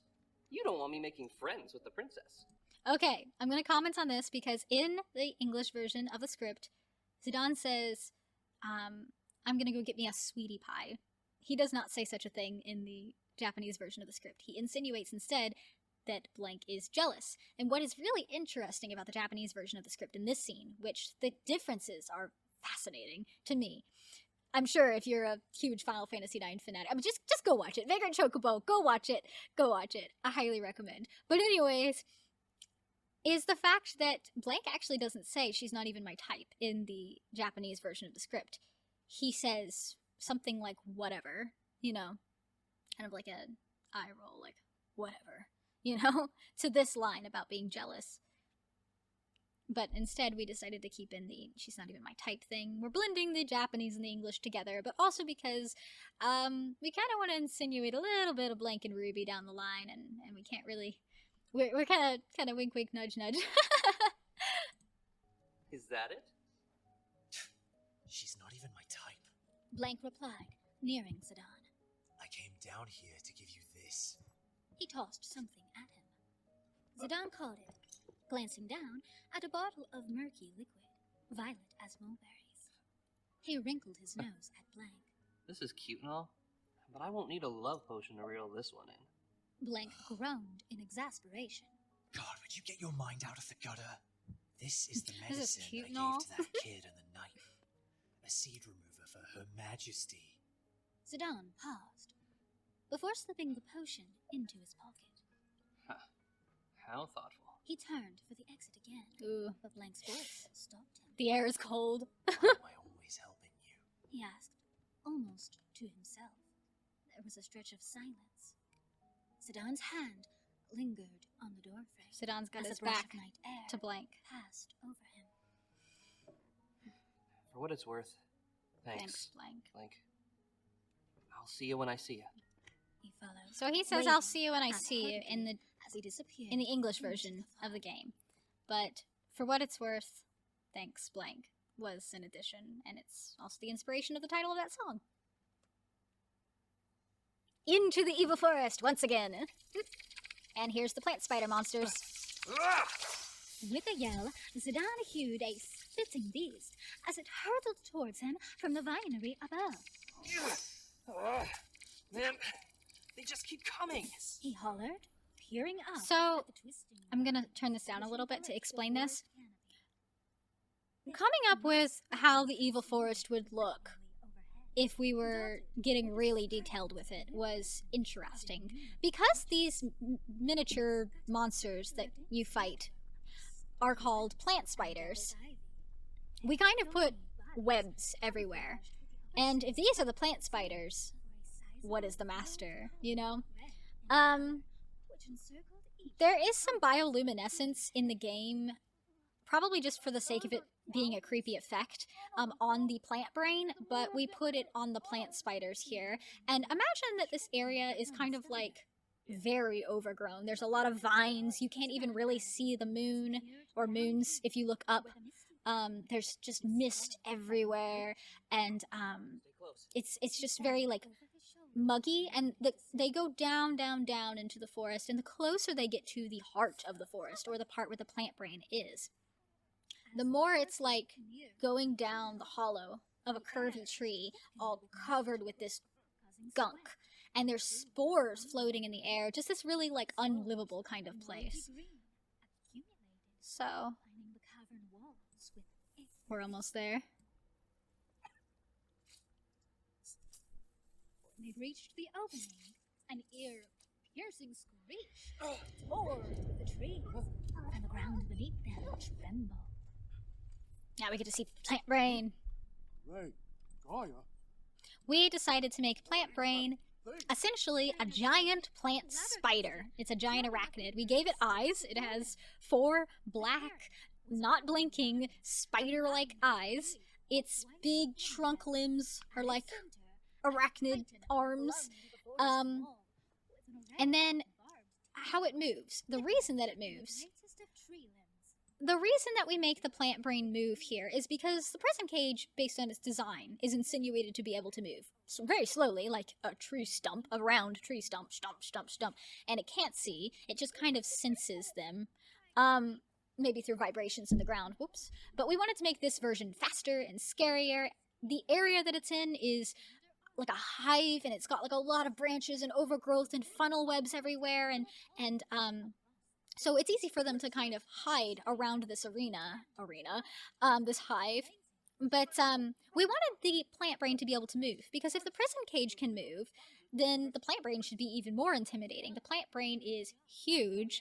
I think we measured the version of it from the game at one point, and it was like 11 feet or over 11 feet. But we've got it at least that size, if not double or triple that. It's a giant monster, and all of the like green vine looking things that you see underneath it, we've made into little tentacles. So where it attacks with its giant tree-like limbs, which by the way, it has barbs on the ends of those giant tree-like limbs, it has this massive green viney tentacles underneath it.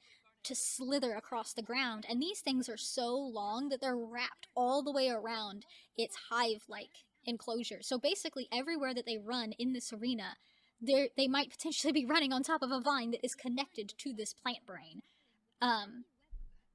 So Nearly engulfed by sinews.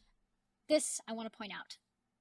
Zidane making the decision to slip past the plant brain while Steiner and not really Vivi, mostly Steiner, keeps the plant brain preoccupied, is because thinking logically about who Zidane is as a person, and outside of the situation of we are forced to play in a turn-based combat, I would think him the kind of person to try to slip past the monster if he can while Steiner distracts it, and run over to where Garnet is and just try to, with his daggers, rip her free of her bindings. She is being bound around by this kind of thicker black vine with these, or is it, no, I think it's actually dark purple. It's dark purple. You can see that there's some kind of, it looks like goop or blood or something inside of it, and it's got, like, it's transparent technically, but the goop inside of it is like a really, really deep purple color, and it's got these black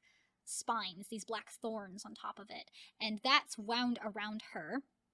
And we did a little bit of research into plants for this, because we, to make the plant brain what it is, looked at its design and combined arachnid, spider elements with plant elements. And one of these plant elements is a peduncle. The peduncle, if my memory serves me correctly, is the part of the plant through which it gets its nutrients. And so we have to imagine this as the plant brain sucking the life force, sucking the nutrients out of Garnet. So it's eating her slowly. But it is part of it. It can feel this.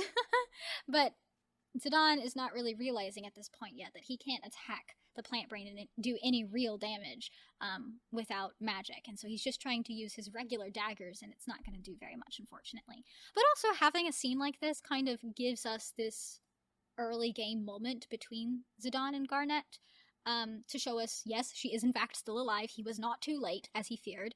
But also, if they're going to develop into a romantic relationship potentially by the end of the game,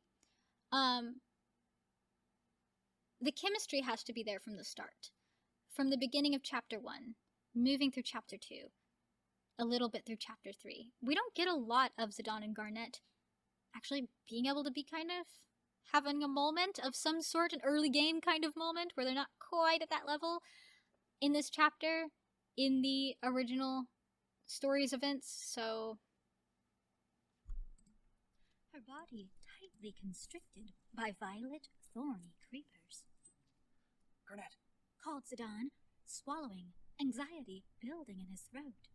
He parted her hair, cradling her face as he tilted her head. Garnet, wake up. Her forehead glistened with sweat, her once rosy cheeks and lips now an ashen gray. Even through his glove, her skin felt cold as ice. Please, answer me. She moaned weakly, her eyes Garnet's flickering theme. open. Again! She seemed to mouth She's alive! something, her words incomprehensible. Still, Zidane's heart soared. Hey, stay with me. I'm getting you out of here.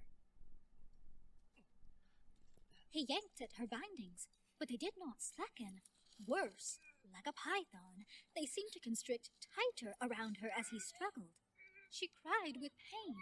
In a panic, Zidane wedged his dagger into the snare.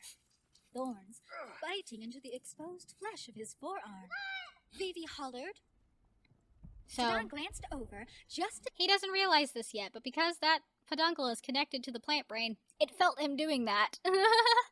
And this is also the point at which we learn that the plant brain has acid spit. I do believe that spit is one of the plant brain's attacks from the game, but I can't exactly remember if that was something we came up with or if that was something in the game.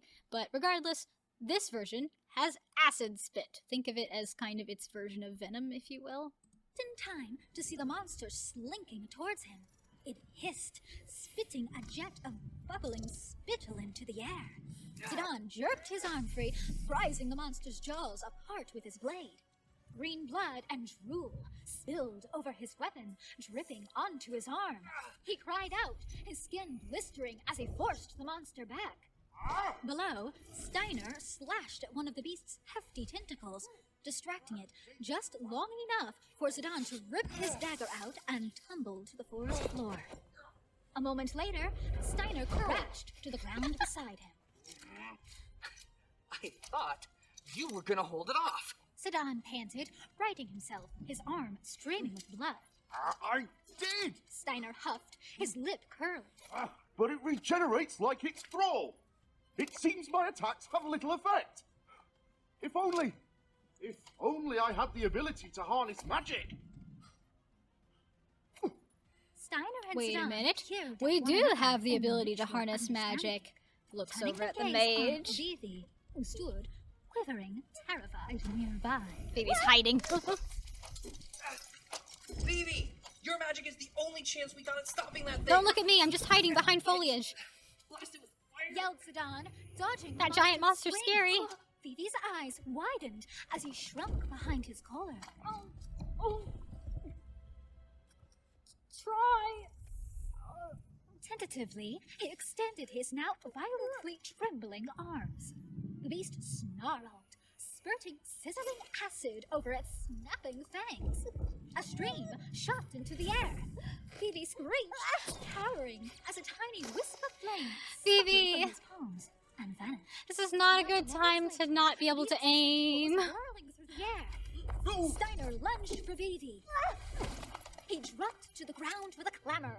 The small mage nestled safely in his arms. So of course, We cannot let Master Vivi be injured. because we've laid out the arena of the Plant Brain's lair as this kind of crazy network of tree limbs and vines and just stuff, there's these kind of low points for them to hide in. Imagine that there's like kind of like a shelf of earth and a bunch of tree roots and all of this like mossy looking stuff hanging off. And they've tumbled down into this area, and Zidane just kind of jumps down after Steiner and Vivi. And the Plant Brain is not very smart. So, I mean, it's a plant arachnid, so, you know. Steiner puffed. Steiner gets to have his Without his power, Steelheart moment. the princess will be. He shook his head. A I deep love crease this of line. appearing This is my between his favorite line brows. from Mike, Oh, Steiner's I voice actor. cannot think of it. He set the mage on his feet and stood before him, his sword drawn. Master Vivi, use me as your shield. For the sake of the princess, you must focus with all your might.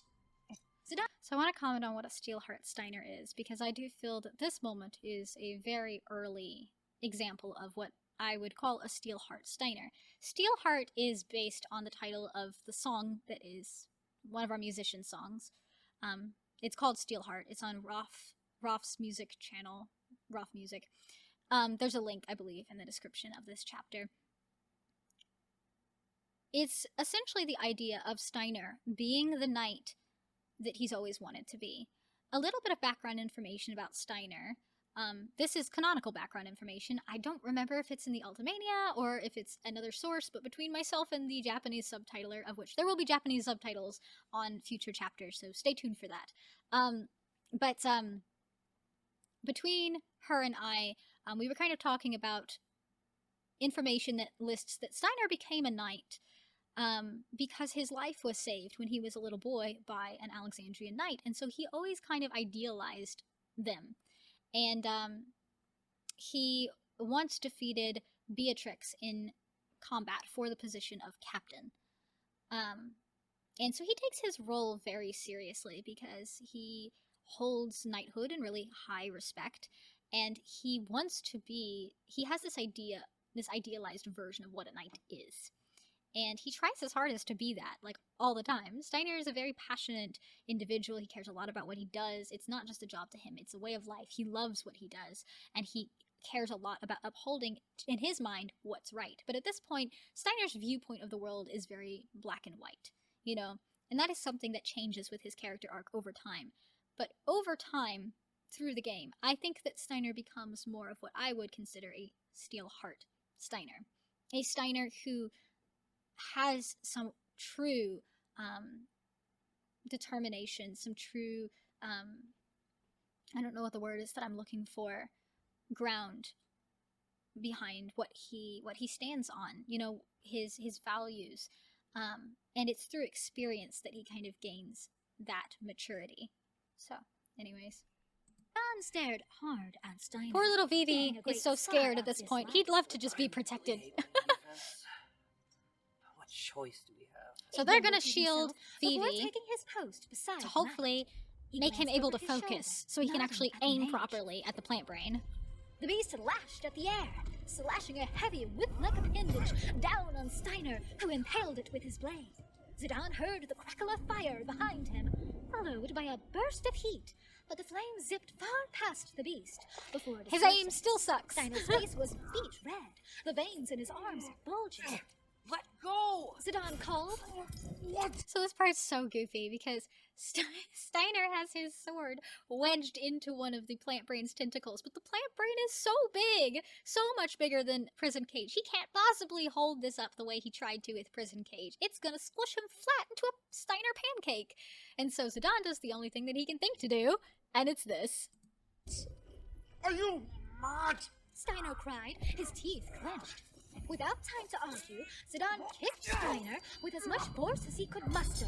The knight tumbled backward, Give him that good old his weapon roundhouse kick. clattering as the beast's arm slammed into the ground. Soon after, yet another tentacle struck him on his breastplate. Sliding, Steiner collided with Zidane, quickly delivering the both of them to the forest floor. I love that part. Just the fact that Zidane's just kicked Steiner. Steiner goes flying. This tentacle comes slamming into the ground. The sword comes out of the tentacle.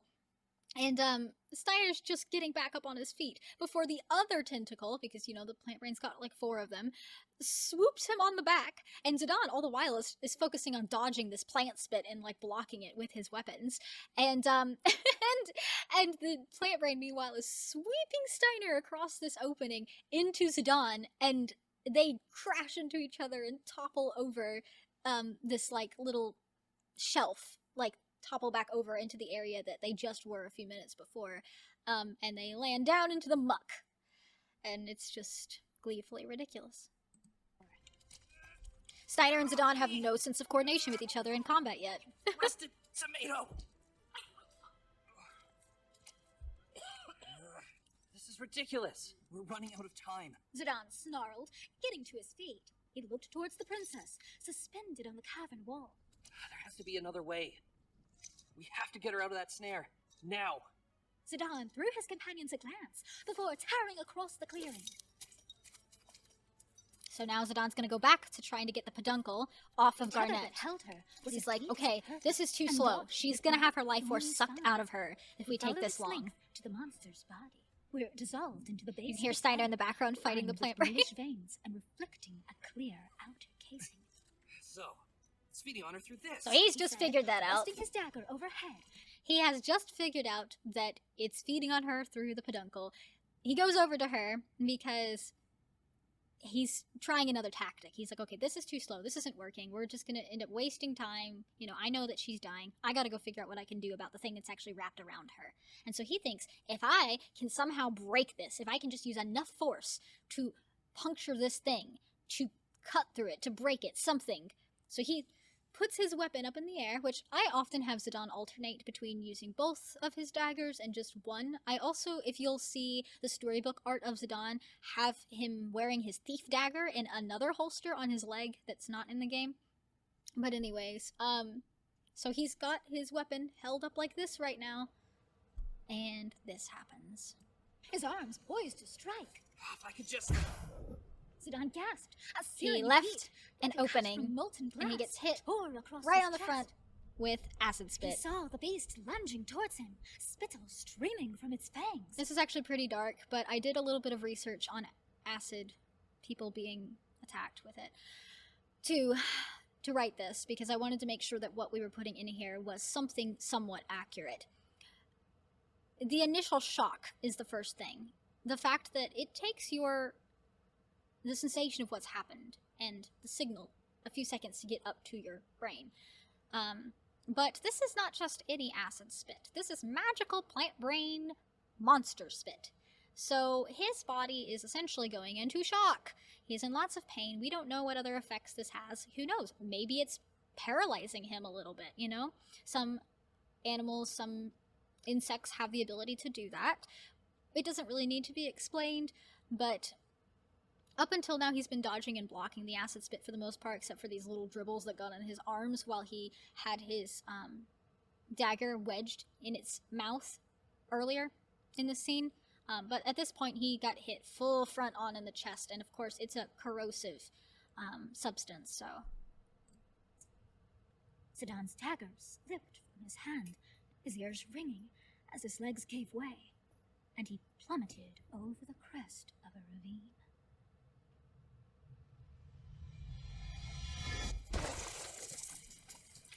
He goes and rolls down this big... He landed on ground like a shallow mire, hill. slick vinery weighing on his middle, his vision fringed with creeping black. He heard someone yelling far above, their words smothered as though he were lying on the ocean floor. He made to sit up, but was overcome with the strain, his lungs torched with crippling agony. What's happening to me?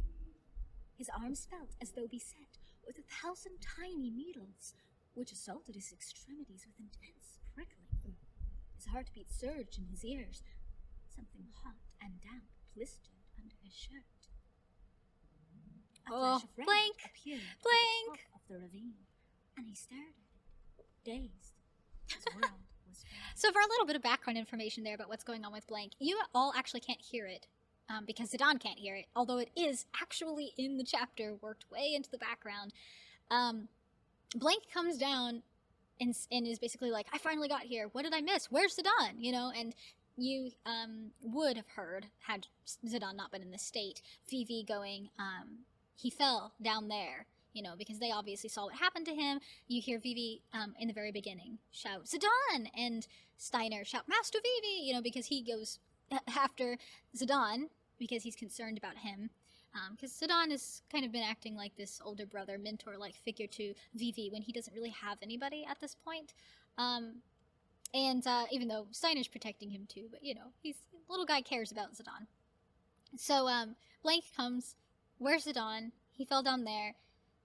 Blank, what Zidane is seeing from laying down at the bottom of where he fell, and through his really hazy vision as he's starting to lose consciousness, is Blank looking at him from the top of this, you know, ravine he's fallen down in. And he goes, Zidane? Shit. Because he sees the state that he's in, and he's about to take his chemist supplies and jump down into the ravine and help his friend, but then you can hear him kind of go, ah! You know, as the plant brain tries to attack him, and he's got to deal with that for a few minutes.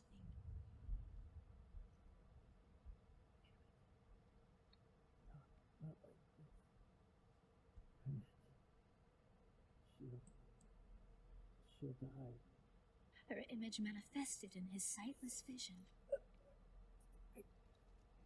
I promised her!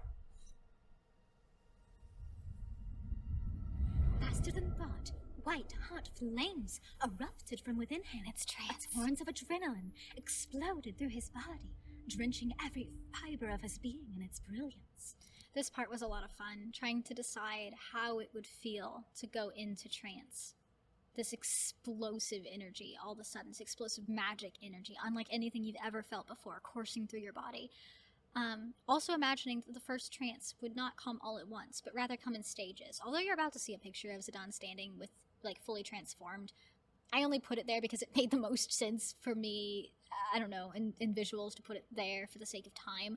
But if you listen to just the narration, his skin turns pink and is glowing first, and he's still in his clothes. And he just suddenly is able to stand, and he doesn't feel like he's in pain at all, and he's not passing out, and his hearing suddenly starts to become strange. It's like he can hear everything. He can hear stuff in way more detail. He can focus on everything. Anything that he wants to focus on, it's like, you know, there might be a bug way over there, but if he wants to hone in on it, it's as if it's right here, but more intense than he's ever experienced it. You know, almost like it's some kind of microscopic vision, microscopic hearing. And so that's why the sound gets quite odd. You hear the kind of electric energy. I would describe it as like a sun within a person, like the power of a sun. And the sun, the sounds that NASA has actually put out that they think sounds of the universe or sounds of the solar system, particularly the sun, would sound like, is part of what inspired the trance sound effects here. It took quite a while to come up with the trance profile for Zidane here. Had to watch quite a few videos from sounds of outer space to listening to like a what's it called, a Tesla coil, to oh gosh, lots of things, electricity that naturally occurs on the Earth's surface, to gosh, just so much stuff I can't even think of it all. I remember I was even watching werewolf videos at one point to try to figure out what sound effects movies were making for the sound of fur growth. And then having to think about what fur growth would feel like if all of a sudden your body just started to burst into bristling fur. Like that would feel so weird. This kind of accelerated growth. So Zidane's eyes. The version of the audiobook is slightly different than the original. In the original, his hair is down. In the Dissidia versions and these other later renders of Zidane that Square has been associated with or put out, he's got his hair tied back as he normally wears it. But I liked the fact that his hair was down and kind of wild in the original, so we've got it that way here.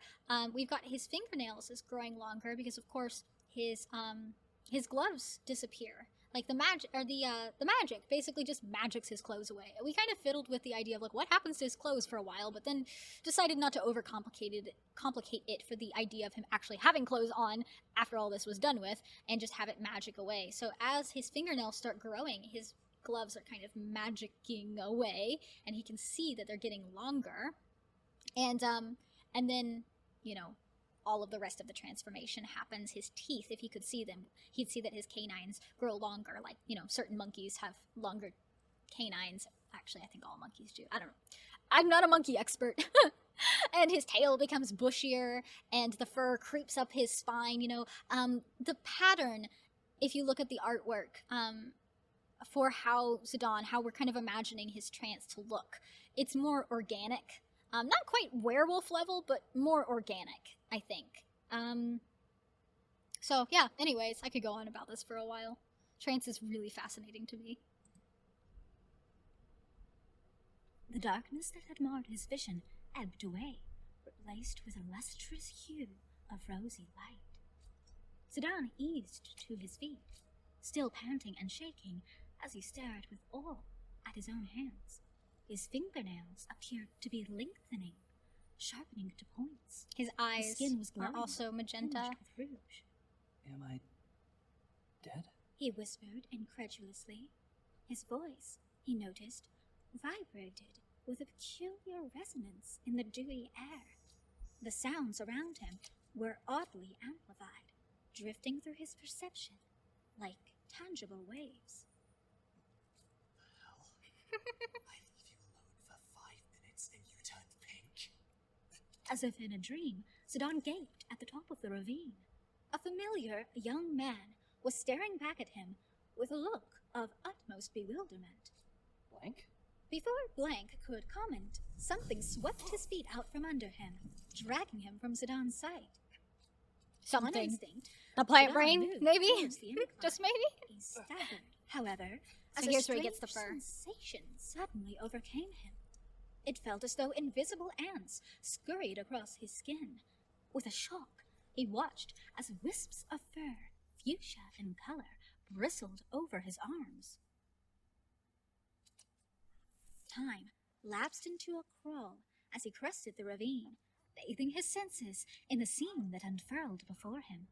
Master Vivi, this is the last bastion.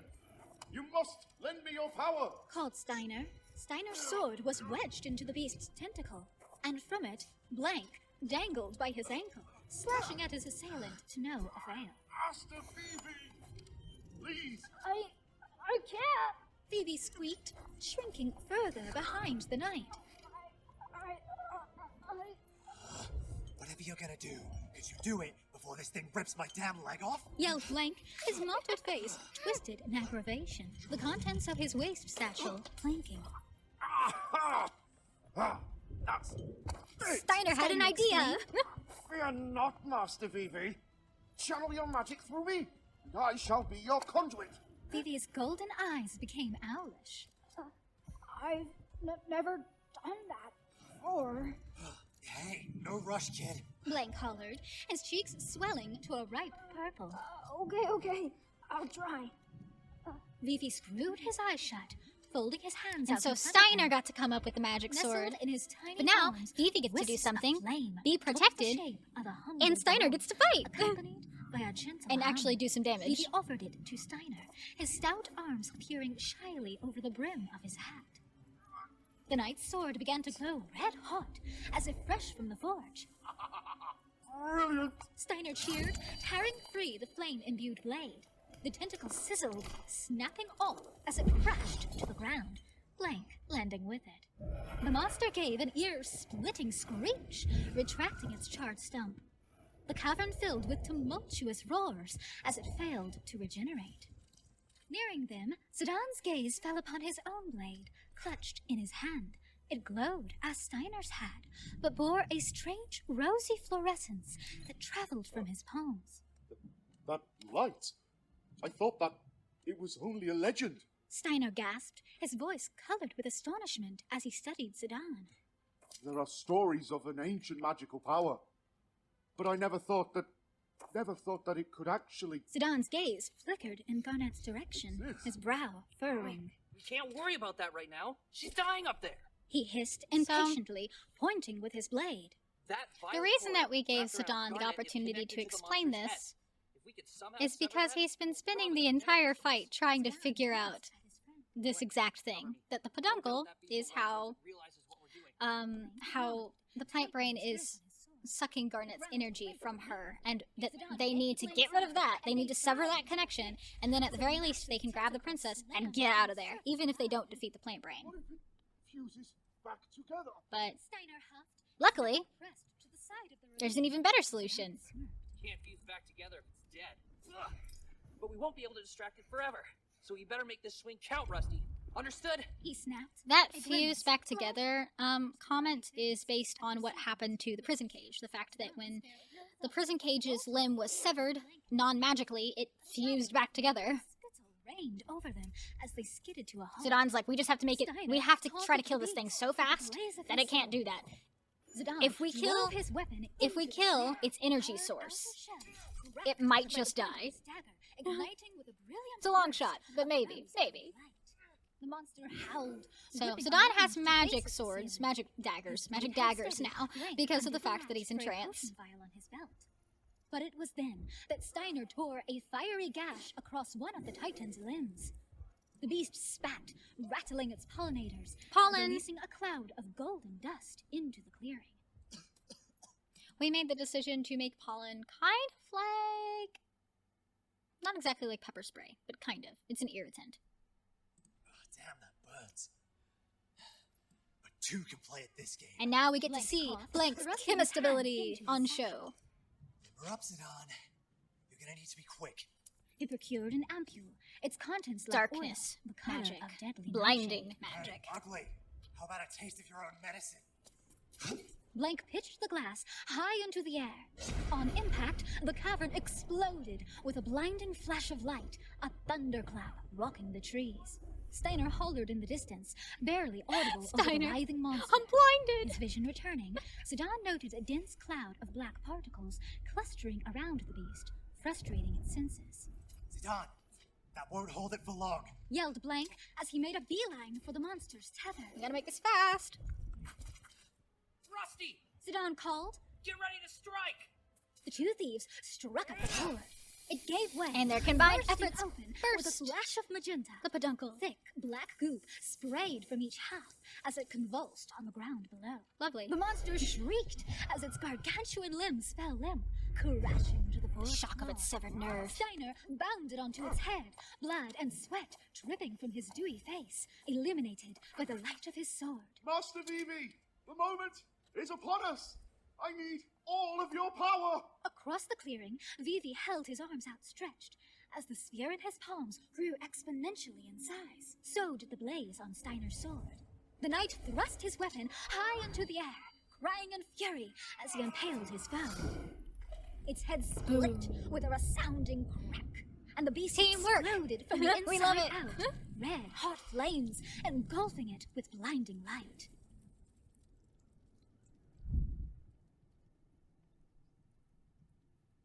And all of a sudden it got very Steadily, quiet. the flames began to gutter out. The beast, now a charred carcass, slumped on the ground, residual saliva sizzling in the embers. The forest fell eerily silent. After a moment, something dropped to the ground across the clearing. Steiner blinked, the haze of victory fading from his face. Princess!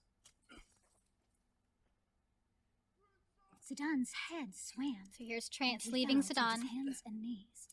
He shuddered. An icy liquid sensation raced And now down he's his totally spine, fatigued. spilling over his palm. Because if you imagine this It was as the fuchsia a huge glowing his burst of vision adrenaline, gave way to he would specks be of black. really worn The out thick after fur this. lining his arms vanished. It's leaving not his always going to skin be the pale case, it's and just slick the with case sweat. for right now. He coughed. And now he can He feel felt that he's injured again. unbearably weak, his muscles rent with fatigue. It was Blank's voice and his arms, This which part, wrapped around Zidane. I want to comment on this before we listen to it. This part is essentially Blank apologizing to Zidane without actually saying, I'm sorry.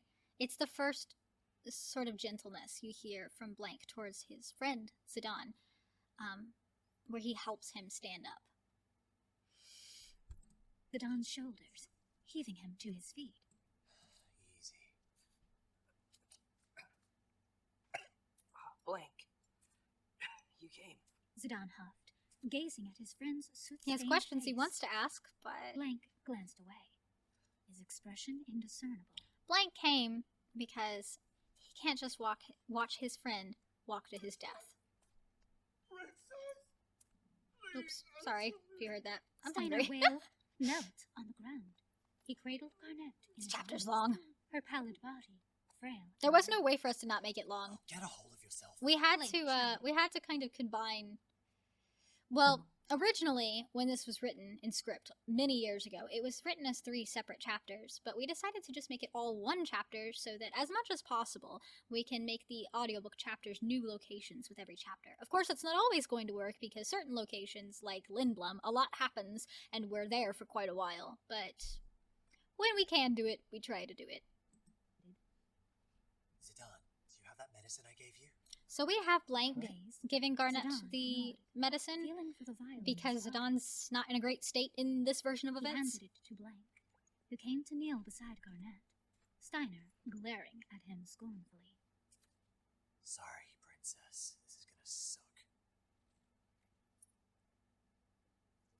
The princess coughed, falling forward as color bloomed on her ghastly face. Princess! Is she gonna be okay? Vivi asked tentatively. Uh-oh. It was then, however, that the ground underfoot began to shake, rocking the trees and leveling the small mage. You see, when you kill the plant brain, you kind of initiate the self-defense mechanism of the Black forest. smoke issued from the monster. Because the plant brain is called the plant brain for a reason. Relentless whine, growing in The volume, heart of the forest. stirred from The queen surrounding forest. of the monsters in Red the orbs forest. of light blinked at them from the Or upper king. story, clustering rapidly.